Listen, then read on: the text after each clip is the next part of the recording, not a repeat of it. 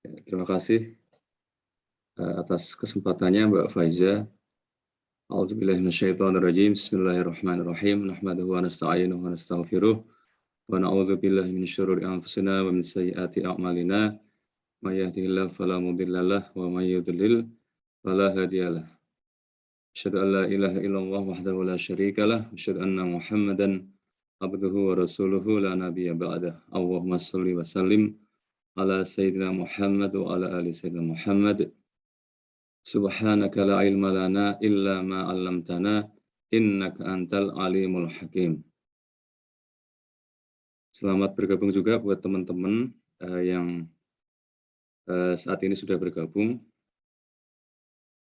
Dan biasanya kalau kita mengacu pada pengalaman dulu ya waktu Ramadan yang lalu, sharing subuh Ramadan itu biasanya teman-teman yang join itu makin semarak makin ramai itu sekitar jam 5.45 jam 6 gitu. Itu peak-nya biasanya seperti itu kalau melihat statistik. Dan sekarang untuk menghormati teman-teman yang sudah lebih dulu bergabung, ini kita belum masuk ke materinya. Insya Allah kita akan sedikit pemanasan dulu ya dengan sebuah renungan. Jadi nanti insya Allah kita sekitar 5.45 atau sekitar jam 6 kita akan masuk ke materi yang tadi sudah disampaikan oleh Mbak Faiza tentang action example, yaitu tentang akhlak maupun keteladanan Rasulullah SAW.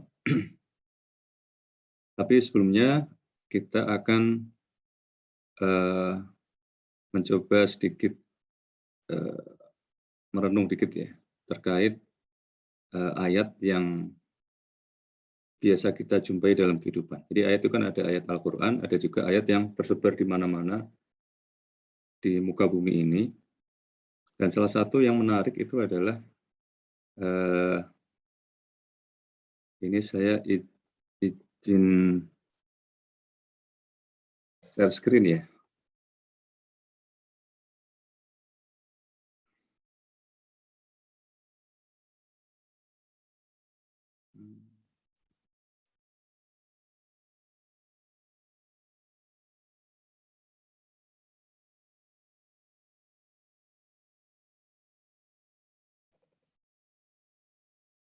Apakah sudah terlihat? Ya sudah, Pak. Sudah ya. Oke.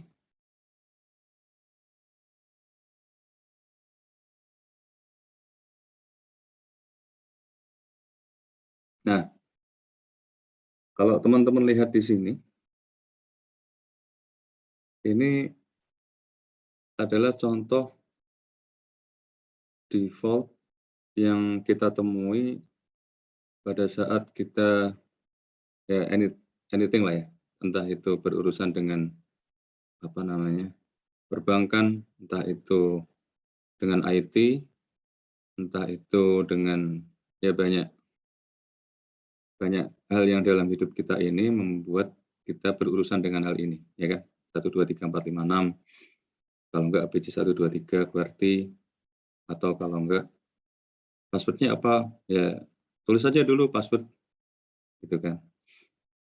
Nah, ini adalah yang namanya default, ya kan. Nah, password ini tentunya suatu nilai yang given gitu, yang ada, yang diberikan kepada kita. Tapi password ini nantinya kita ubah sesuai dengan apa yang kita sukai atau sesuai dengan apa yang kita anggap bisa mengamankan properti kita atau bisa mengamankan kerahasiaan kita dan seterusnya.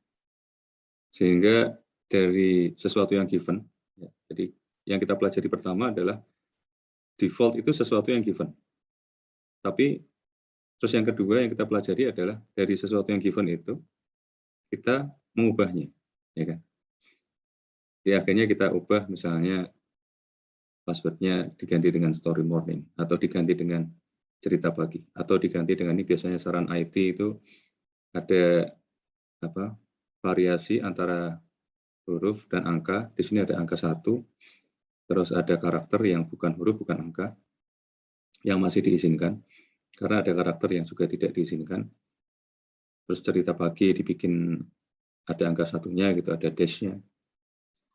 Terus karena story morning ini tidak luput dari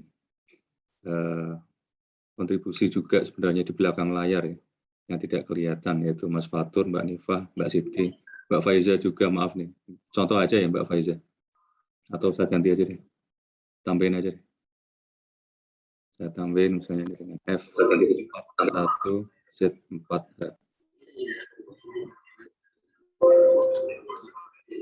Sehingga akhirnya kita sudah mengubah sesuatu yang default tadi. Atau contoh yang lain nih, kalau Microsoft Office itu font bawaannya itu sekarang, kalau dulu Times News Roman, sekarang ini akhir-akhir ini Calibri. Nah, tidak semua orang suka dengan font ini, ya kan? Akhirnya diubah, atau karena perusahaan tertentu punya ciri khas tertentu terkait fontnya, jadi akhirnya diubah dengan yang berlaku di perusahaan itu. Misalnya diganti dengan Arial misalnya, atau diganti dengan serif atau new serif atau mungkin Verdana atau Tahoma. Nah, di sini kita contohkan misalnya kita ganti dengan Georgia. Jadi kita belajar dua hal di sini, yaitu ada sesuatu yang given, yaitu yang kita sebut sebagai default, itu nilai yang besarnya sudah ditentukan. Tapi kita melakukan perubahan atas kondisi default itu untuk sesuatu yang lebih baik. Nah, sekarang ayat ini, fakta yang kita jumpai ini, membuat saya pernah merenung gitu, dan terus bertanya-tanya, ini kan defaultnya password gitu, atau defaultnya font type ya, jenis font dari Microsoft Office. Terus bagaimana dengan default manusia? Terus bagaimana dengan default bumi tempat kita berpijak atau dunia ini? Terus bagaimana dengan default yang mungkin dekat dengan kita? Sesuatu yang lain lah, yang mungkin perlu kita sadari, mungkin perlu kita ketahui dan perlu kita renungkan. Ya, kita mulai dulu dengan default manusia. Jadi kalau manusia itu defaultnya itu apa sebenarnya? Kondisi yang given, yang sesuatu yang sudah ya harus kita terima gitu. Ya, manusia seperti itu. Nah, itu apa? Lalu kan dari pelajaran tentang default dari ayat yang kita jumpai di alam semesta tadi itu kan, kita harus mengubah default itu. Nah, harus mengubah seperti apa? Nah, sekarang kita lihat, dan saya yakin juga teman-teman sudah tahu, yakin manusia itu sebenarnya apa itu, saya yakin sudah tahu karena semuanya sudah hafal surahnya, sudah hafal ayatnya, dan udah di luar kepala lah. Udah mungkin bangun tidur gitu ditanyain suruh baca ayat ini ya pasti tahu. Nah, ini yang kita sudah tahu semuanya. Jadi tidak lain adalah surat Al-Asr. Di situ sudah jelas ada banyak penegasan, di situ ada inna, sesungguhnya itu kan. Ada lafi, ada lam taukid, jadi penegasan yang benar-benar tegas itu. Innal insana lafi khusrin. Jadi defaultnya itu manusia itu berada dalam kerugian. Itu default. Itu saya beri warna kuning ya, karena itu sesuatu yang default. Nah, yang warna hijau itu, yang tadi itu, yang akhirnya kita ubah. Yang dari ABCDE F atau ABC 123 atau 123456 atau PASSWORD itu. Terus akhirnya kita ganti dengan misalnya tadi apa, Fatur, Nifah, underscore gitu ya. Mbak Nifah, underscore, Mbak Siti, underscore, Mbak Faiza. Illal ladzina amanu wa amilus sholihat wa tawassaw bil haqq wa tawassaw bis sabr. Jadi dari default yang khusrin tadi, kita nggak ingin berada dalam kerugian, sehingga kita berbuat sesuatu, kita melakukan sebuah usaha yang terstruktur dan disengaja, diniati karena Allah tentunya, ya, sehingga supaya kita tidak supaya kita berubah dari default tadi itu, yang khusrin tadi itu. Jadi ya syaratnya beriman, beramal soleh, saling berwasiat dalam kebenaran dan kesabaran. Ini manusia ya, jadi default manusia. Jadi 1, 2, 3, 4, 5, 6-nya itu adalah khusrin. Terus password yang barunya, sesuatu yang harus kita upayakan adalah beriman, beramal saleh, lalu berwasiat dalam kebenaran dan kesabaran. Itu yang pertama. Ini yang manusia. Pertanyaan saya waktu itu. Terus bagaimana dengan default dari dunia ini? Nah, mungkin banyak yang ayat maupun hadis yang menjelaskan. Ini salah satu yang menarik yang bisa kita renungkan adalah sebuah hadis dari baginda Rasulullah SAW. Ad-dunya mal'unatun mal'unun ma fiha illa dzikrullahi wa ma walahu wa alimun aw muta'allimun. Jadi di sini yang warna kuning itu jelas ya di situ bahwa dunia ini adalah mal'unatun. Jadi di situ ada lam, ada ain, ada wawu, terus ada nun dan ada tak marbutoh. Jadi dari situ aja, dari huruf-huruf itu kita sudah bisa mengartikan, karena kita bahasa Indonesia juga seringkali beradaptasi dengan bahasa Arab gitu. Jadi dunia itu terlaknat. Ada lam, ain, nun dan tak marbutoh di situ yang membuat kita langsung bisa nyambung gitu. Maknanya apa? Dunia itu terlaknat atau terkutuk. Mal'unun ma fiha, dan terlaknat juga apa yang ada di dalamnya. Karena kita ada di dalamnya berarti kita termasuk juga terlaknat. Itu default ya. Default yang kita beri warna kuning. Nah, tapi alhamdulillah kita bersyukur bahwa ada sesuatu yang bisa kita ubah. Dan itu dijelaskan di hadis ini, yaitu ila dzikrullahi wa ma walahu. Dzikrullah ya, kita tahu zikir pada Allah. Mudah-mudahan apa yang kita lakukan pada kesempatan pagi hari ini juga termasuk bagian dari zikir pada Allah. Terus wa ma walahu itu adalah segala apa yang terkait dengan zikir itu. Jadi misalnya ada panitia di belakang layar, ada yang misalnya bikinin sarapan untuk orang yang berzikir kepada Allah. Dan insya Allah itu termasuk kepada bagian dari wa ma walahu. Terus wa alimun au muta'allimun. Wa alimun artinya orang yang alim, ya, ulama yang tahu tentang agama. Au muta'allimun, yang mudah-mudahan kita termasuk yang di sini setidaknya. Au muta'allim, orang yang belajar agama. Jadi seperti tadi disampaikan Mbak Faiza, setiap Ahad pagi kita sama-sama sharing apa yang sudah pernah kita pelajari, apapun itu ya. Balighu anni wala ayah. Jadi apapun yang sudah kita pelajari bisa kita bagi-bagi kepada teman-teman yang lain. Karena Ustadz Nu'man juga pernah bilang, mutiara itu bisa ada di mana-mana. Misalnya Mas Kang Hanif di sini misalnya, beliau punya banyak mutiara. Ya, beliau pernah membagikan mutiara-mutiara hasil belajar beliau, hasil perenungan beliau kepada kita semua. Dr. Andi juga gitu.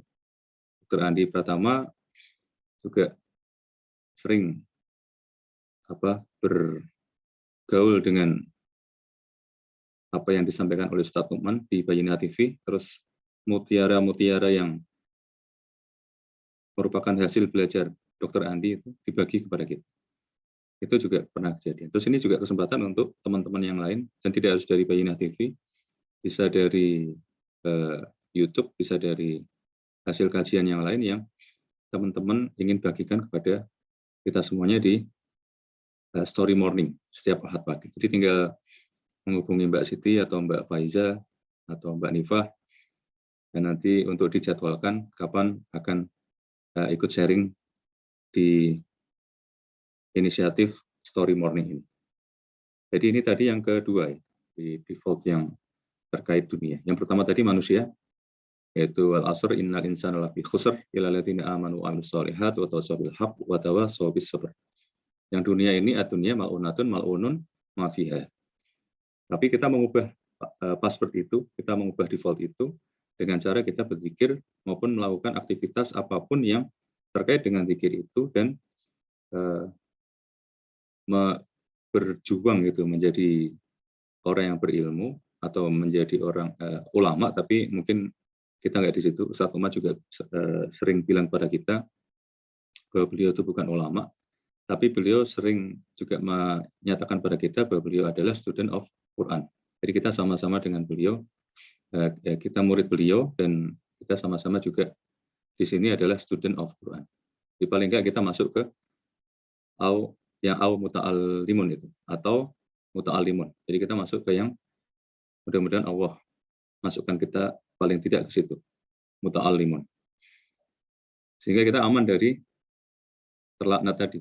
Jadi kita tidak termasuk yang dilaknat karena kita masuk ke yang perkecualian. Kita masuk yang ilah. Nah ini yang kedua. Jadi default yang dunia. Sekarang kita akan pelajari satu lagi, sesuatu yang juga bersifat default buat kita ya. Nah ini terlepas teman-teman sudah punya suami atau istri gitu, masih single, ini regardless ya, tidak ada hubungannya. Mungkin ada yang kurang setuju dengan terjemahan seperti ini ya, pendamping. Kok pendamping sih gitu kan? Pendamping kan sudah punya makna konotatif yang itu kan nggak suami atau istri. Tapi ketika saya mempelajari tafsir Ibnu Katsir, terus juga Kutubut Tis'ah, itu di terjemahannya yang disebut ya ini, kata ini yang disebut. Jadi ya saya tampilkan, bukan hawa nafsu saya ingin menampilkan kata itu, tapi hasil apa yang saya pelajari dari kitab atau buku yang saya baca, di terjemahannya itu seperti ini. Ada versi Arabnya, ada versi terjemahannya, tapi kalau versi terjemahannya ya seperti ini. Ketika dilihat, saya juga coba cek di misalnya Google Translate gitu ya, Arabic Indonesia atau English Arab, English Indonesia misalnya, ya kita variasi itu. Ketemunya ya ini juga, pendamping. Nah, defaultnya seperti apa? Nah, ada sebuah hadis, ini derajatnya sahih, ma minkum min ahadin illa wa qad ukkila bihi qarinuhu minal jinni. Terus ada para sahabat bertanya, wa iyyaka ya Rasulullah. Terus Rasulullah menjawab, wa iyaya illa annallaha a'anani alaihi wa aslama fala ya'muruni illa bi khairin. Jadi tidak ada satupun dari kita itu kecuali bahwa kita itu sudah punya pendamping, qarinuhu minal jinni, yang berasal dari golongan jin. Nah ini para sahabat bertanya, loh kalau tidak ada satupun anak Adam ya, atau anak keturunan Adam, atau salah satu dari kita, dari manusia itu yang seperti itu, berarti Rasulullah juga dong berarti. Maka para sahabat kan ya, pasti punya rasa ingin tahu dan menanyakan itu kepada Rasulullah SAW. Wa iya kaya Rasulullah, maka Rasulullah menjawab wa iya ya. Jadi iya, aku ya termasuk. Jadi tidak lepas dari default itu. Cuman, nah ini perbedaannya adalah illa annallaha anani alaih. Jadi kecuali bahwa Allah telah membantu atau telah menolong Rasulullah menaklukkannya, fa'aslama, maka si Qorin tadi itu, pendamping tadi itu, telah masuk Islam, fala ya'muruni illa bi khairin. Maka tidak si pendamping tadi itu menyuruh kecuali hanya yang baik-baik saja. Nah ini yang beda dari Rasulullah dengan kita. Kalau kita Qorinnya masih Qorin yang tak terkendali gitu, yang belum ditaklukkan gitu. Bukan seperti Qorin dari Rasulullah SAW. Nah kalau teman-teman lihat di slide ini kan ada agak beda dengan slide yang sebelumnya ya. Di slide sebelumnya itu ada kuning, ada hijau gitu. Ada kondisi default, ada kondisi mengubahnya gimana gitu. Kalau yang pertama tadi manusia kan khusrin kan, dalam keadaan merugi. Terus ada hijaunya yaitu yang illa tadi kan, illadzina amanu wa amilus sholihat wa tawassaw bil haqq wa tawassaw bis sabr. Terus kalau yang ini yang dunia tadi juga sama kan, ala innad dunya mal'unatun mal'unun ma fiha illa dzikrullah tadi kan. Wa ma walahu wa alimun aw muta'allimun ya kan. Jadi hijaunya atau perkecualiannya adalah zikir kepada Allah. Nah, kalau yang ini gimana? Jawabannya ada di slide berikut. Jadi ini juga yang disampaikan oleh Rasulullah SAW. Fa idza qulta bismillah tasagharat ilaihi nafsuhu hatta yakuna asghara min dzubabin. Jadi kalau kita basmalah, ada beberapa, saya juga meneliti beberapa hadis yang lain, dan juga di tafsir Ibnu Katsir juga disebutkan zikir ya. Kembali lagi ke zikir. Jadi kalau kita zikir, jadi bisa dengan mengucapkan bismillah, bisa dengan mengucapkan yang sangat terkenal itu yang subhanallah, alhamdulillah, Allahu akbar itu 33, 33, 33, ada juga hadis yang lain yang 33, 33, 34 gitu. Maka si setan itu dia akan mengecil sehingga lebih kecil dari asghara min dzubabin, dari seekor lalat. Jadi lebih kecil dari seekor lalat. Terus kalau kita lupa zikir, maka setan itu akan membesar. Jadi itu kuncinya. Jadi default tadi yaitu yang di slide sebelumnya, qarinuhu, pendamping yang tidak terkendali tadi. Yang untuk manusia seperti kita ini beda dengan Rasulullah. Kalau Rasulullah sudah aman gitu. Kalau kita kan masih suka dibisikin gitu oleh pendamping kita itu, pendamping selamanya selama kita hidup di dunia. Nah, kuncinya ya zikir. Jadi dengan basmalah, dengan kalimah thayyibah. Dan itu sebenarnya menjawab pertanyaan, saya juga pernah punya pertanyaan tentang Al-Khonnas ya. Al-Khonnas itu di surat An-Nas, qul a'udzu birabbinas malikin nas ilahin nas min syarril waswasil khonnas. Nah, khonnas itu kan pengertiannya macam-macam. Di tafsir Ibnu Katsir juga salah satu penjelasannya menyebutkan bahwa khonnas itu adalah sebuah nama dari setan yang ditugaskan memang untuk menjadikan indah segala perbuatan jahat. Ya, suka membisiki. Jadi cuma ada dua kondisi. Dia menyerang kita dengan bisikan-bisikannya atau dia bersembunyi.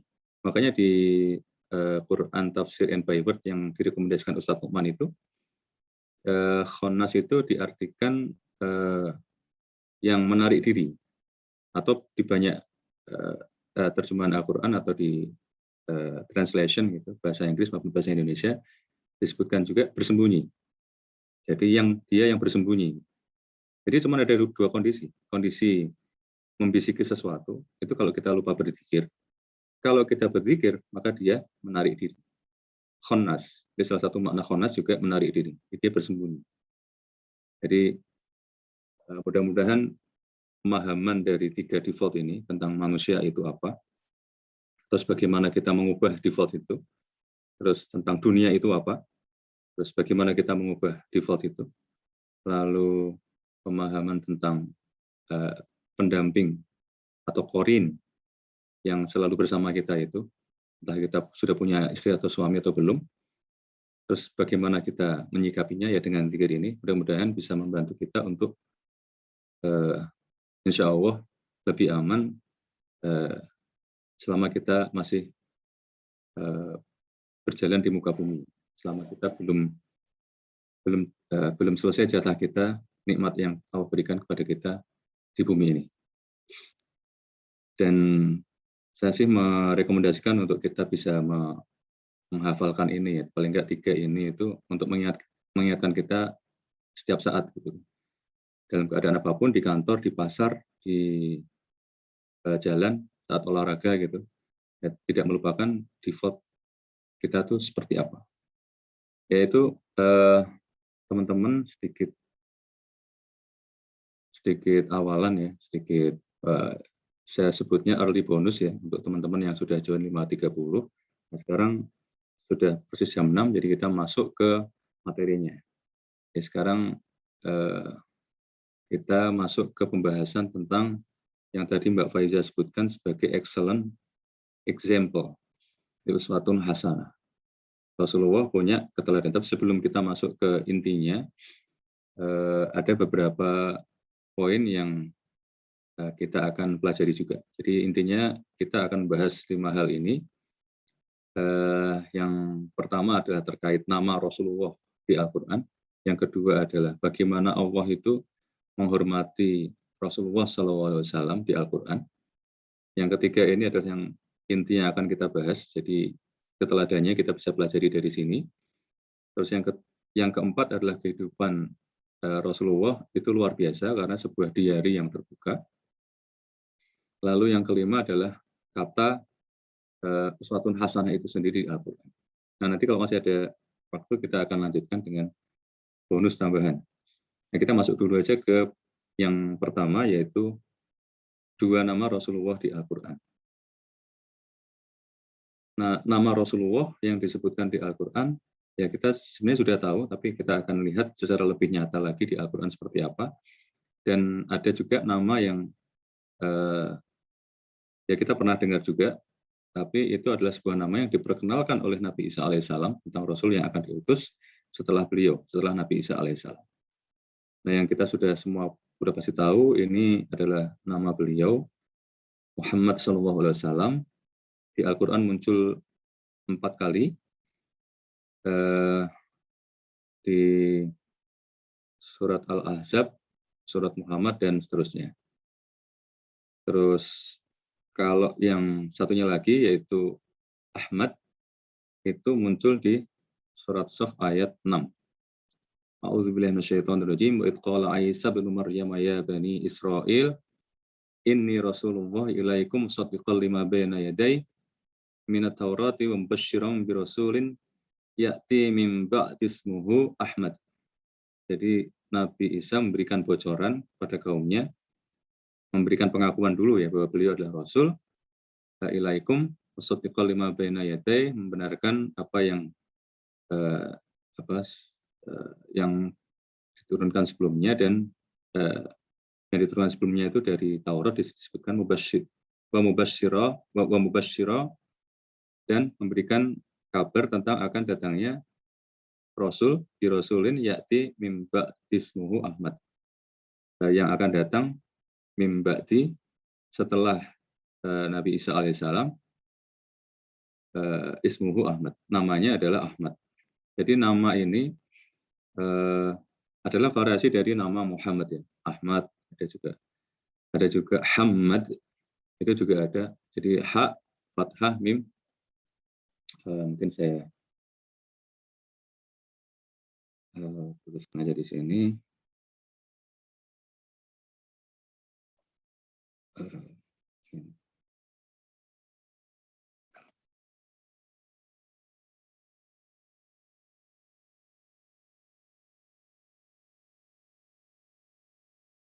Jadi ini variasinya bisa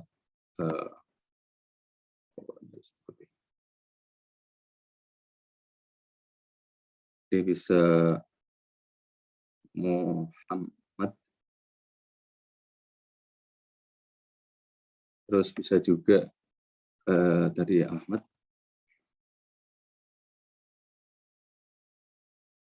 bisa juga Ahmad,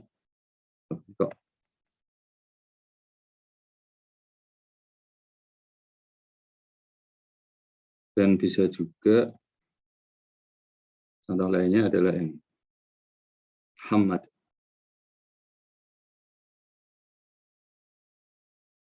Nah, jadi ini adalah variasi. Ya, contoh aja ya, contoh 3.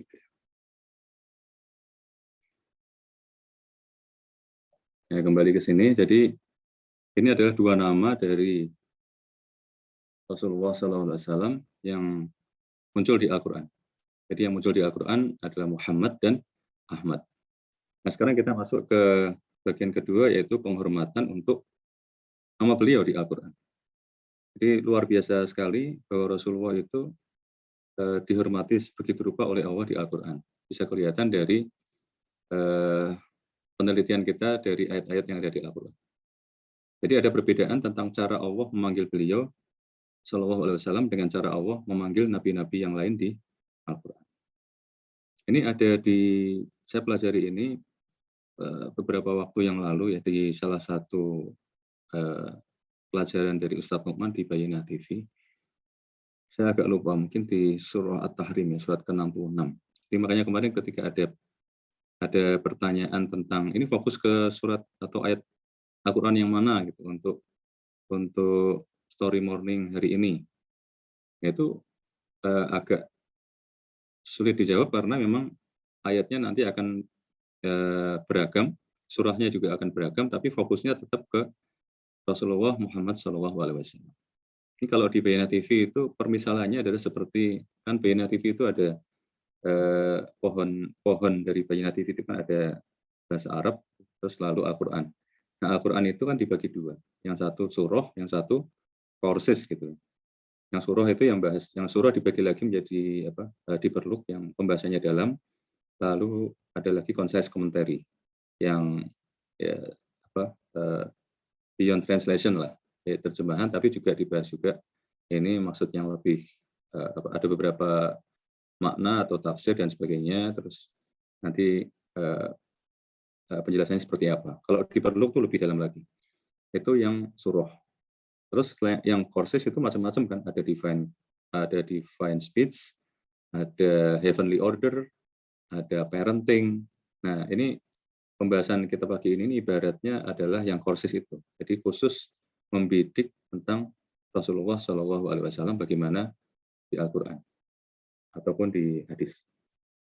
Jadi bagaimana Allah membuat perbedaan itu, ya kita lihat di sini ada beberapa ayat yang dari situ kita tahu bahwa nabi-nabi yang lain itu dipanggil langsung dengan namanya. Jadi misalnya Nabi Adam alaihissalam di Al-Quran disebutkan sebagai qala Allah berfirman atau Allah berkata kepada Adam, ya Adamu ambihum bi asma'ihim. Falamma amba'hum bi asma'ihim qala alam aqul lakum inni a'lamu ghaibas samawati wal ardi wa a'lamu ma tubduna wa ma kuntum taktumun, dan seterusnya. Itu di Al-Baqarah. Terus Nabi Nuh juga gitu, dipanggil langsung dengan namanya. Qala ya Nuhu innahu laisa min ahlik. Ini waktu putranya itu masih tetap ngeyel gitu, nggak mau ikut ke kapal, ya pinginnya milih ke gunung, ya Allah langsung sudah memberitahukan kepada Nabi Nuh, sesungguhnya dia itu bukan bagian dari keluargamu yang masuk ke kapal itu. Terus contoh yang lain, bahkan kakek moyang dari Rasulullah sendiri, Nabi Ibrahim alaihissalam, wa nadainahu ayya Ibrahim. Jadi langsung dipanggil dengan namanya, wahai Ibrahim. Jadi wahai Adam, wahai Nuh, itu di Al-Quran. Demikian juga dengan Nabi Musa dan Nabi Isa. Itu dipanggil langsung dengan namanya. Nah, bagaimana dengan Rasulullah? Tidak pernah satu kali pun di Al-Quran Rasulullah itu dipanggil dengan namanya langsung. Saya mau mencontohkan tapi nggak enak, karena Allah aja enggak gitu. Jadi kalau saya mencontohkan kan nanti bisa kualat gitu. Jadi kurang tepat juga. Tapi poinnya mudah-mudahan teman-teman bisa menangkap. Kalau nabi-nabi yang lain tadi langsung wahai, terus disebut namanya. Tapi kalau dengan Rasulullah SAW tidak pernah disebutkan wahai langsung namanya. Jadi yang disebutkan adalah contohnya di sini ya ayyuhan nabi, ya ayyuhal muzammil, ya ayyuhal mudaththir, ya ayyuhar rasul. Itu yang disebutkan di dalam Al-Quran. Tidak pernah sekalipun di Al-Quran disebutkan atau dipanggil Rasulullah itu dengan wahai, terus menyebut nama Rasulullah. Jadi itu yang kedua. Jadi itu yang kemarin itu sebenarnya saya juga ada diskusi kecil dengan Mbak Siti, ini bonus saja, dikit ya, tambahan aja, bumbu dikit gitu. Sedangkan intinya sekarang kita masuk ke yang ketiga ini, akhlak atau keteladanan Rasulullah Shallallahu Alaihi Wasallam, bahkan sebelum menerima wahyu. Kemarin juga saya sempat diskusi di grup Story Morning dengan teman-teman terkait bahwa ini saya pelajari di surah Al-Alaq ya, yang diperluk dari Bayyinah TV. Jadi Ustadz Nukman itu membacakan hadis secara lengkap dan itu jarang-jarang. Beliau jarang-jarang menyebutkan hadis, itu pertama. Terus ketika menyebutkan hadis juga beliau jarang-jarang diceritakan secara lengkap dari mulai haddatsana bla bla bla gitu, an siapa gitu. Terus qala haddatsana bla bla bla gitu. Jarang. Tapi di Al-Alaq itu beliau menyebutkan begitu lengkap. Nah ini tapi kita tidak akan selengkap itu. Jadi poin-poinnya yang penting dan memang itu merupakan keteladanan Rasulullah yang disebutkan di hadis itu. Hadisnya adalah hadis Sahih Bukhari. Di VOP ya, kalau mungkin ada dari sini yang bergabung ini teman-teman dari Voice of Bayyinah itu pernah muncul tulisan tentang ini, tapi tidak disebutkan secara rinci, seperti yang disebutkan Ustadz Nu'man di Bayyinah TV, di Perlu. Tapi disebutkan, jadi poin-poinnya ada 5 poin, itu disebutkan tapi tidak dibahas secara rinci.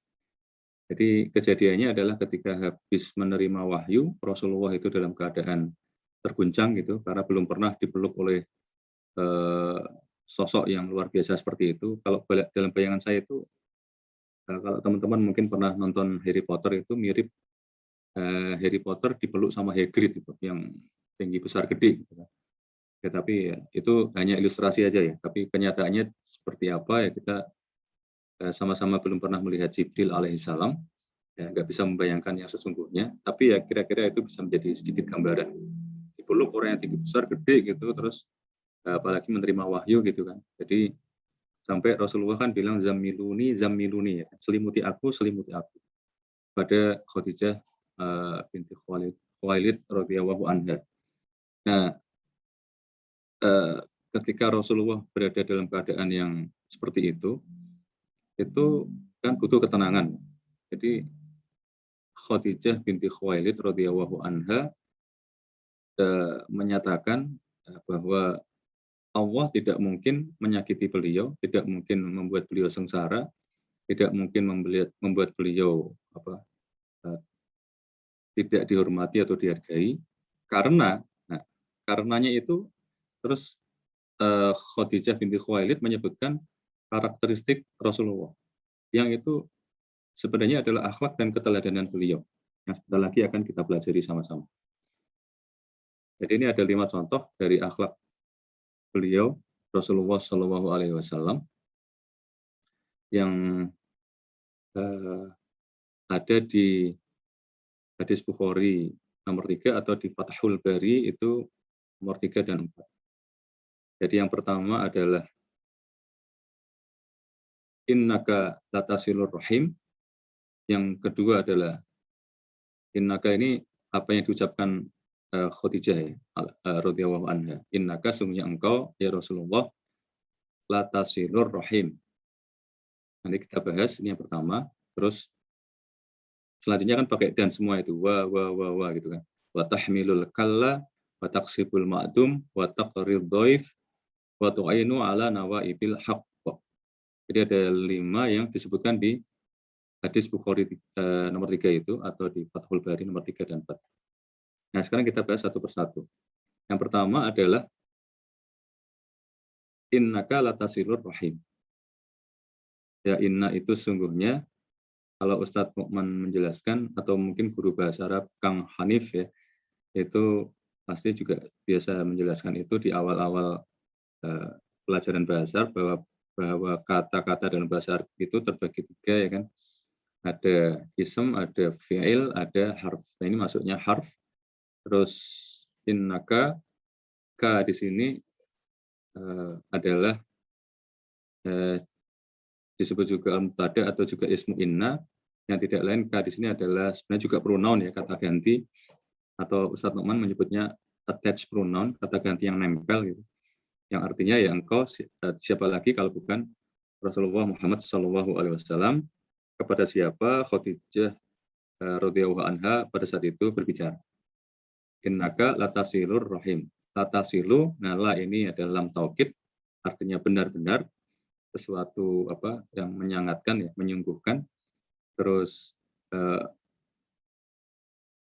tasilu, nah ta di sini ya engkau. Silu itu berasal dari wasola, ya fi'il madhinya itu wasola. Tapi kalau tasilu di sini ya fi'il mudhari, artinya menyambung. Latasilur rahim. Lalu ar-rahim di sini ada alif lam ta'rif yang qamariyah. Terus artinya ya tertentu karena alif lam ya. Mungkin teman-teman yang sudah ikut trim sudah lewat lah ya. Terus ada ar-rahim itu ismu ma'rifat al-mu'arraf di alif lam. Jadi karena ada alif lam maka sudah tertentu dan artinya adalah hubungan keluarga. Kalau yang sudah kita kenal itu adalah silaturrahim atau ada juga yang menyebut silaturrahmi. Walaupun mungkin kita bisa memahami bahwa yang mungkin lebih tepat adalah silaturrahim. Nah, ini adalah yang disebut pertama oleh Khadijah, latasilur rahim. Apa yang kita pelajari dari akhlak yang pertama ini yang disebutkan di hadis Bukhari tadi itu, sesungguhnya engkau ya Rasulullah, engkau benar-benar menyambung hubungan keluarga. Seakan-akan kata-kata yang ya ini terus maknanya apa? Ini kan biasa-biasa aja, menyambung hubungan keluarga. Nah, masalahnya kalau kita kaji lebih dalam, keluarga Rasulullah itu kan macam-macam kan. Abu Lahab, Abu Jahal itu juga keluarga Rasulullah. Nah, kita juga mungkin punya keluarga seperti itu. Yang mungkin mudah-mudahan tidak sejahat mereka ya. Mungkin sekian persen saja jahatnya dari Abu Lahab atau Abu Jahal. Tapi pertanyaannya adalah, sesuatu yang bisa kita ambil pelajarannya, kita ambil ibrah darinya adalah, apakah kita tetap menyambung hubungan keluarga dengan anggota keluarga yang sulit, yang seperti Abu Lahab atau Abu Jahal, atau yang sekian persen dari Abu Lahab dan Abu Jahal. Terus ini juga perlu kita tanyakan pada diri saya sendiri, diri kita sendiri. Kalau kita ketemu dengan anggota keluarga yang seperti itu, yang 1% Abu Jahal atau 3% Abu Lahab, kalau ada ya, itu berapa lama kita ngobrol sama dia? Apakah bisa mencapai 2 menit, atau hanya 1 menit, atau hanya 10 detik? Rasulullah kan memberi contoh keteladanan yang luar biasa pada kita. Karena ternyata beliau tetap memperlakukan anggota keluarga yang sulit itu sebagai manusia seutuhnya gitu. Sehingga tetap kalau di bahasa Jawa itu, orang Jawa itu bilang wongkir atau memanusiakan, tetap dipandang sebagai manusia yang utuh. Jadi itu yang pertama. Terus yang kedua adalah watahmilul kalla. Nah, nanti kita semua akan menjumpai di nomor 2, di nomor 3, 4, 5 itu contoh yang nomor 2, 3, 4, dan 5 itu selalu diawali dengan wawu. Itu adalah huruf al-ataf. Terus tahmilu di sini fi'il mudhari yang artinya menanggung beban, yang berasal dari fi'il madhinya adalah hamala. Mungkin kalau kita sudah terbiasa membaca surat Al-Baqarah yang ayat terakhir itu kan di situ la yukallifu Allahu nafsan illa wus'aha laha ma kasabat wa 'alaiha ma kasabat rabbana la tu'akhidna in nasina wa akhtana rabbana wa la tahmil 'alaina isran kama hamaltahu 'alal ladzina min qablina. Jadi kata yang berasal dari hamala itu ada di situ. Jangan engkau bebankan kepada kami beban dari umat yang terdahulu gitu. Nah, di sini Rasulullah itu justru menanggung beban. Menanggung beban dari siapa? Dari al-kalla. Al-kalla artinya dia yang tidak punya siapa-siapa atau dia yang tidak punya apa-apa. Di surat An-Nisa ayat 12 juga ada kalalah yang punya akar kata yang sama dengan kata al-kalla. Nah, artinya apa ini? Ini contoh ya. Contoh bahwa Zaid bin Harithah itu waktu itu dijual sebagai budak ke Hukam bin Hisham, keponakan Khadijah, lalu Khadijah radhiyallahu anha memberikannya kepada Rasulullah SAW. Akhirnya Rasulullah bahkan mengangkatnya sebagai anak. Jadi ini sebuah contoh saking menanggung bebannya. Ini satu contoh aja. Mungkin contoh yang lain banyak. ya kita bisa pelajari dari Sirah Nabawiyah. Tapi salah satu contoh sederhana adalah bahkan seorang anak yang tadinya budak ya, yang dihadiahkan Khadijah radhiyallahu anha itu beliau angkat sebagai anak. Jadi level atau tingkat menanggung bebannya itu bisa kita rasakan di sini. Jadi dari seorang budak terus diangkat menjadi seorang anak. Walaupun akhirnya belakangan diketahui bahwa oh ternyata Zaid bin Harithah punya orang tua gitu kan. Waktu itu kan sempat bahkan para sahabat sendiri tidak pernah memanggil Zaid bin Harithah itu dengan Zaid bin Harithah, bahkan dipanggilnya Zaid bin Muhammad. Sampai akhirnya terus ternyata ada orang tuanya gitu, Zaid bin Harithah, terus akhirnya disuruh memilih mau ikut siapa gitu, tapi tetap akhirnya memilih ikut Rasulullah SAW. Tapi akhirnya ada ayat yang turun yang ditujukan untuk mempertegas status posisi Zaid bin Harithah ini, yang tidak boleh disebut sebagai Zaid bin Muhammad karena tetap status biologisnya tetap harus dipertahankan. Kan kayak Steve Jobs itu kan punya orang tua angkat, tapi juga punya orang tua biologis. Jadi Islam mengajarkan jangan sampai melupakan orang tua biologisnya. Tetapi itu kembali ke pelajaran akhlak tadi, bahwa Rasulullah saking menanggung bebannya itu sampai anak angkat aja budak aja dijadikan anak.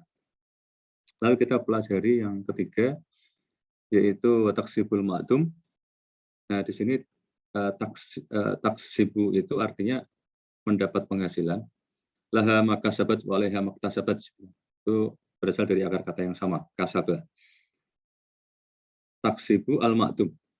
Al-ma'dum ini artinya dia yang tidak ada duanya. Jadi cara memperoleh penghasilannya itu, berusahanya itu, berbisnisnya itu, terus effortnya itu untuk mendapatkan penghasilan itu tidak ada duanya. Maksudnya apa? Apa yang bisa kita tarik dari taksibul ma'dum ini? Jadi kita tahu bahwa Khadijah radhiyallahu anha menawarkan pekerjaan kepada Rasulullah saat itu, lalu mengutus Maisarah. Nah, ini perlu ditegaskan bahwa Maisarah di sini adalah seorang laki-laki. Karena saya punya teman itu Maisarah itu ya perempuan gitu. Tapi yang dimaksud di sini adalah laki-laki. Untuk mendampingi Rasulullah berangkat ke negeri Syam, ke Suriah atau Syria. Dan dari situlah Rasulullah diketahui kepiawaian bisnisnya dan bahkan juga diketahui pula tanda-tanda kerasulannya. Jadi luar biasa Rasulullah itu berbisnis. Ini pernah itu saya pas nemenin istri belanja gitu. Terus salah satu yang kami beli itu roti tawar. Jadi saya ingat Rasulullah itu kan orangnya jujur dan apa adanya. Barang dagangan yang beliau jual itu beliau akan jelaskan sejelas-jelasnya, sampai mungkin kalau ada cacat sedikit akan dijelaskan gitu. Ini ada kain ini ada sedikit robek di sini, ada sedikit agak tersayat di sini, agak sedikit bolong di sebelah sini. Beliau akan jelaskan itu dan tidak menyembunyikan itu, karena berdagang atau berniaga dengan jujur. Itu kan salah satu kelebihan beliau. Terus dan itu juga yang membuat hati Siti Khadijah radhiyallahu anha tertarik kan pada Rasulullah. Bukan karena pada saat itu Khadijah istilahnya diincar juga oleh yang mungkin Abu Jahal, Abu Lahab, mungkin yang lain-lain ya, pembesar-pembesar Quraisy zaman itu gitu kan, ingin memperistri Khadijah, tapi Khadijah jatuh cintanya sama Rasulullah karena akhlaknya yang mulia itu. Ya termasuk berdagang itu juga didapatkan informasinya itu dari informannya Khadijah, yaitu Maisarah itu tadi. Nah, terus waktu saya nemenin istri belanja itu kan, saya kalau milih roti tawar itu milih yang expiry date-nya itu lama gitu kan, karena kan supaya bisa mungkin 4 hari 5 hari gitu kan. Anak-anak juga mungkin nggak langsung makan, mungkin baru besok baru makan, mungkin 2 atau 3 hari lagi baru kepingin roti tawar gitu. Makanya kita cari yang expiry date-nya lebih lama. Tapi biasanya kalau yang di toko-toko itu, tanpa menyebut tokonya atau mall-nya atau shopping center atau apapun itu namanya tidak perlu disebut, tapi biasanya itu yang ditaruh itu yang expiry date-nya itu lebih cepat gitu. Jadi kalau kita mau mencari yang expiry date-nya agak lama itu kan kita harus ambil dulu 1, 2, 3 gitu kan, 4. Belakang itu baru, nah ini dia nih. Ini 5 hari. Kalau yang paling depan ini expiry date-nya 2 hari. Yang belakangnya 3 hari. Paling pojok nanti yang paling belakang itu baru. Nah mungkin kalau Rasulullah yang punya toko itu mungkin ya yang ditaruh di depan itu justru yang 5 hari. Ini bayangan saya. Teman-teman bisa setuju bisa tidak dengan saya, tapi dalam bayangan saya karena kejujuran Rasulullah itu, maka kalau saya bayangkan nih kalau yang punya toko Rasulullah itu, maka roti tawar yang expiry date-nya 5 hari itu justru yang ditaruh di paling depan supaya lebih mudah diambil. Mungkin kalau ada yang customer yang buru-buru gitu langsung ingin roti tawar langsung ambil aja. Jadi yang paling depan. Dan bisa jadi justru dengan praktik yang seperti itu justru lebih barokah dan lebih laris gitu. Bisa jadi gitu. Bisa mungkin diborong gitu oleh seseorang. Ya wallahu alam. Tapi itu bayangan saya tentang akhlak Rasulullah. Nah, yang menarik itu sebenarnya seorang pebisnis yang hebat itu kan biasanya kurang peduli sama keluarga.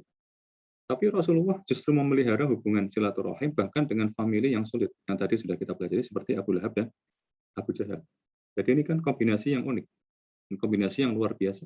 Karena jarang-jarang kita temui ya seorang bisnismen yang hebat gitu, yang luar biasa, biasanya juga sibuk, itu masih punya kepedulian dengan keluarga.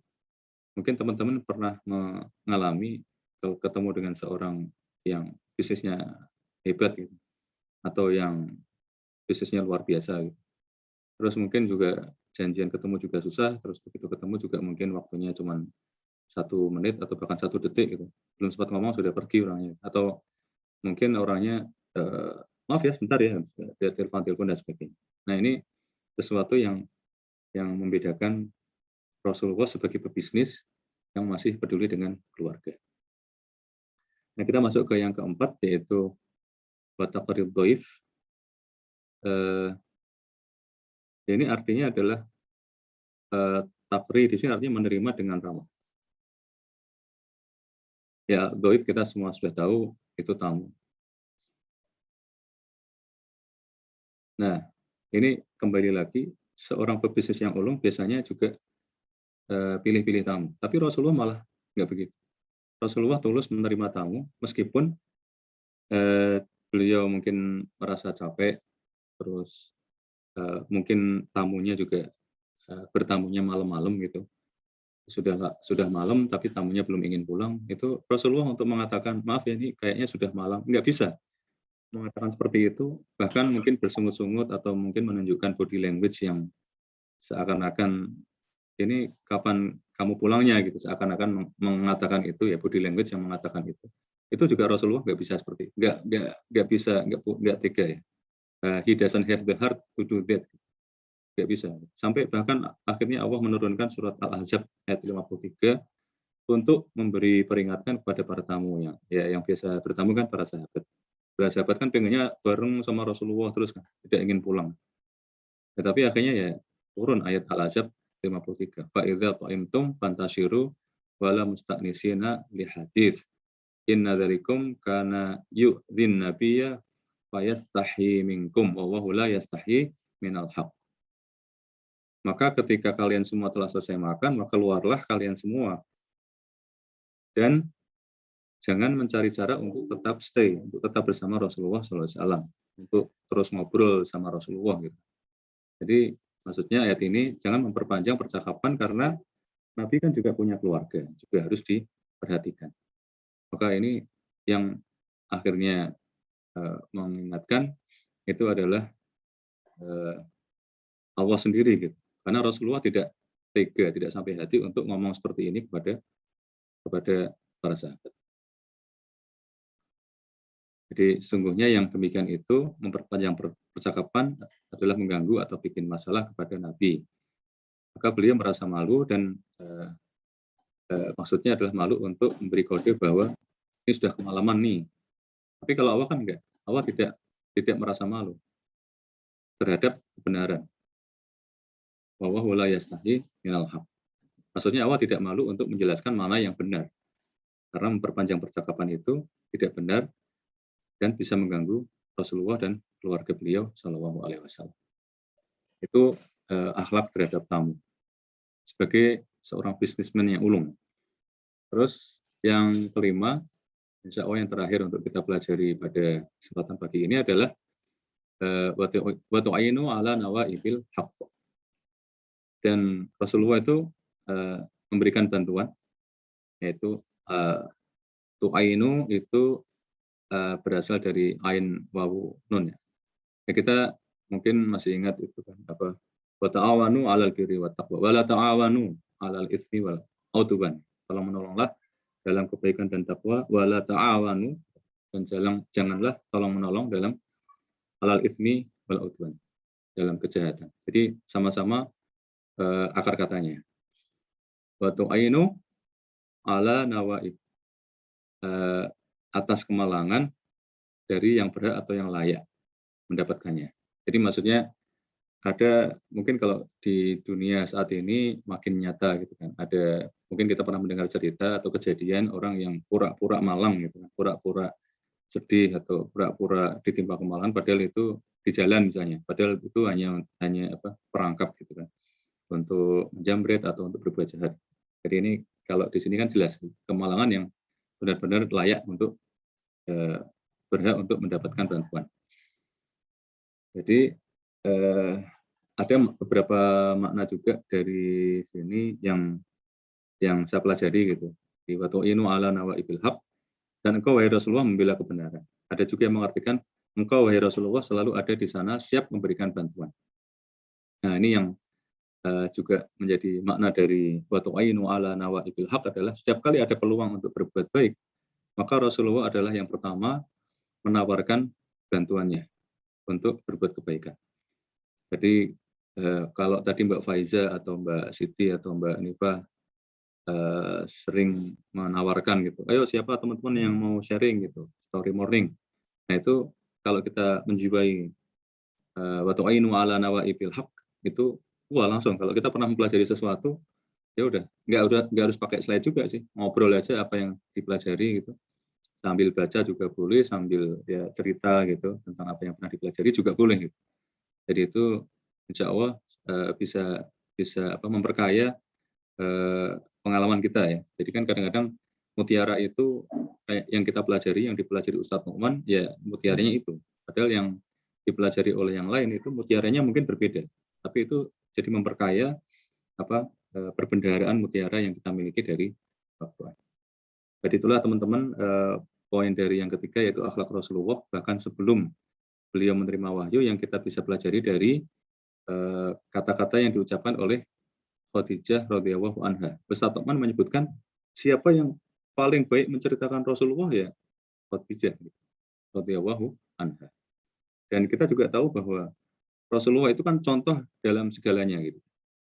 Manusia itu ada yang seperti saya nih, seorang suami istrinya satu. Tapi kan ada juga suami yang istrinya lebih dari satu. Nah, Rasulullah juga menjadi contoh untuk yang seperti itu gitu kan. Tapi yang tidak bisa kita lupakan dari sirah nabawiyah adalah bahwa Rasulullah itu pernah punya istri ya cuma satu, yaitu siapa? Khadijah, sampai beliau Khadijah radhiyallahu anha meninggal. Ya kan? Satu itu aja, sampai Khadijah radhiyallahu anha meninggal. Jadi itu juga bisa kita ambil contoh. Dan makanya Ustadz Nu'man juga sangat valid ketika menyatakan bahwa dari mana kita bisa mengetahui pribadi Rasulullah yang valid itu ya Khadijah radhiyallahu anha. Dan lima akhlak, 5 keteladanan yang kita pelajari tadi itu sumbernya adalah dari kata-kata Khadijah radhiyallahu anha.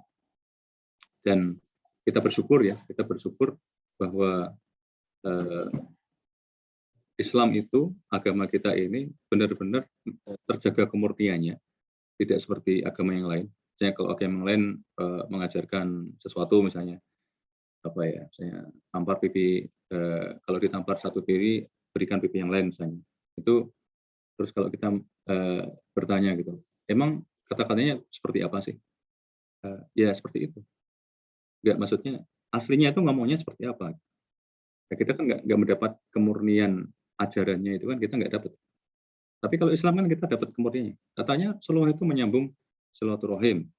menyambung hubungan kekeluargaan, bahkan dengan Abu Lahab, Abu Jahal. Itu tuh sebenarnya kata-katanya seperti apa? Pelajaran itu tentang menyambung silat hubungan keluarga itu seperti apa? Ya, kita kan alhamdulillah ya, agama Islam itu luar biasa. Kita tahu persis bahwa yang diucapkan Khadijah adalah innaka latasilur rahim, ya kan? Nah, itu aslinya itu kita masih punya gitu. Yang orisinil, versi orisinil ucapan dari Khadijah bin Khuwailid radhiyallahu anha. Nah, sekarang kita masuk ke bagian yang keempat, yaitu Rasulullah itu kehidupannya adalah sebuah diari yang terbuka. Ya, dalam kaitan ini Ustadz Numan pernah menyatakan sebenarnya nggak gampang ya, susah banget jadi pribadi seperti Rasulullah SAW. Karena apa? Karena istilahnya insta story-nya itu terbuka terus gitu. Jadi kalau kemarin itu ada kecelakaan Vanessa, ya seorang artis itu ya, yang drivernya sempat mengupload sesuatu di Insta story-nya terus dihapus itu kan. Itu Rasulullah tidak mengenal Insta story yang dihapus. Terus ada dan semua bisa melihat. Jadi menjadi public consumption. Jadi semuanya bisa melihat apa saja yang terjadi dalam kehidupan Rasulullah SAW. Jadi menjadi seorang pribadi seperti Rasulullah tidak mudah karena seluruh kehidupan beliau adalah konsumsi publik, termasuk ketika beliau sedang dikoreksi oleh Allah SWT. Nah, ini ada 3 contoh ya. 3 contoh betapa kehidupan Rasulullah itu adalah sebuah diari yang terbuka, termasuk ketika Allah mengoreksi Rasulullah.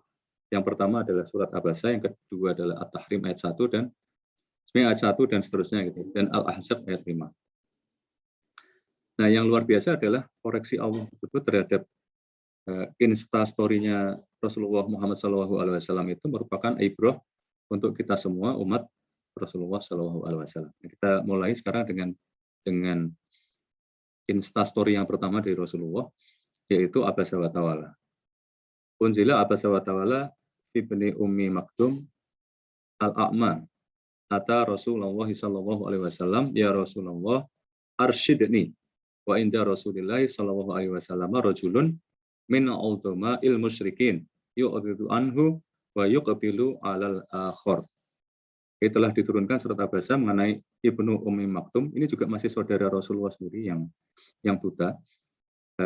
Beliau datang kepada Rasulullah, ya Rasulullah arsyidni, beri aku petunjuk. Sementara itu di sisi Rasulullah ada pejabat elite. Pejabat elit orang-orang musyrik. Kemudian Rasulullah berpaling darinya, maksudnya dari Ibnu Ummi Maktum, dan menghadap kepada orang-orang elit musyrik. Nah, di sini kalau kita perhatikan Abasa itu mengerutkan kening atau mengerhitkan dahi. Artinya Rasulullah tidak berkata-kata. Ya kan? Tapi Allah mengoreksi dengan ayat ini kan, Abasa wa Tawalla. Dia yang mengerutkan kening, terus wa Tawalla, dan dia yang berpaling. Dia berpaling dari Abdullah bin Ummi Maktum yang buta itu, berpaling darinya dan menghadap ke orang-orang elit musyrik. Nah, ini kan sesuatu yang luar biasa. Jadi akhlak Rasulullah itu begitu terjaga, bahkan ketika Rasulullah itu hanya mengerutkan kening atau mengernyitkan dahi dan tidak ngomong. Padahal kan orang yang buta itu tidak bisa melihat, kan? Hanya bisa mendengar kan. Rasulullah tidak berkata-kata, hanya mengerutkan kening, hanya mengernyitkan dahi. Jadi Abdullah bin Ummi Maktum kita bisa pastikan bahwa beliau tidak bisa melihat kerutan kening sekalipun dari Rasulullah SAW. Rasulullah mengernyitkan dahi itu, beliau tidak mungkin bisa melihatnya. Tapi tetap saja itu menjadi instastory-nya Rasulullah SAW. Dan itu juga menjadi pelajaran buat kita untuk menjaga hati ini kan. Jadi supaya hati ini juga tetap semoga Allah memberi bantuannya, rahmatnya kepada kita untuk membersihkan hati kita supaya juga tidak kotor gitu ya, tidak mudah kotor dan tetap baik kepada orang Tidak hanya lewat senyuman, tapi juga senyuman yang berasal dari hati yang juga tersenyum. Lalu contoh yang kedua adalah karena yang kusu inda Zainab binti Jahshin wa yasrabu indaha asalan inni ajidu minka riha maghafir faqala bal syaribtu asalan inda Zainab binti Jahshin walan a'uda lahu fanazalat.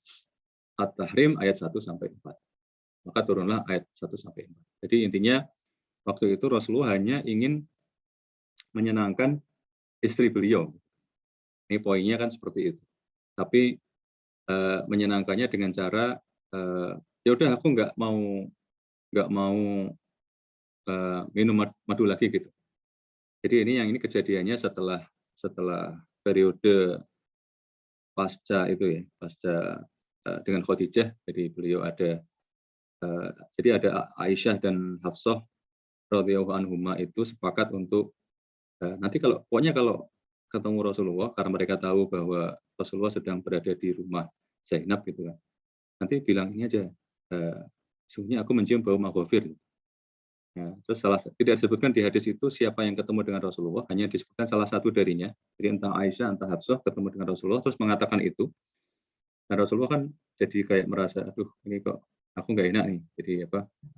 Jadi kok kayak jadi lebih spesial, jadi nggak adil nih, gitu kan. Jadi terus ya sedikit rasa ketidakadilan itu, terus Rasulullah menyatakan itu kan.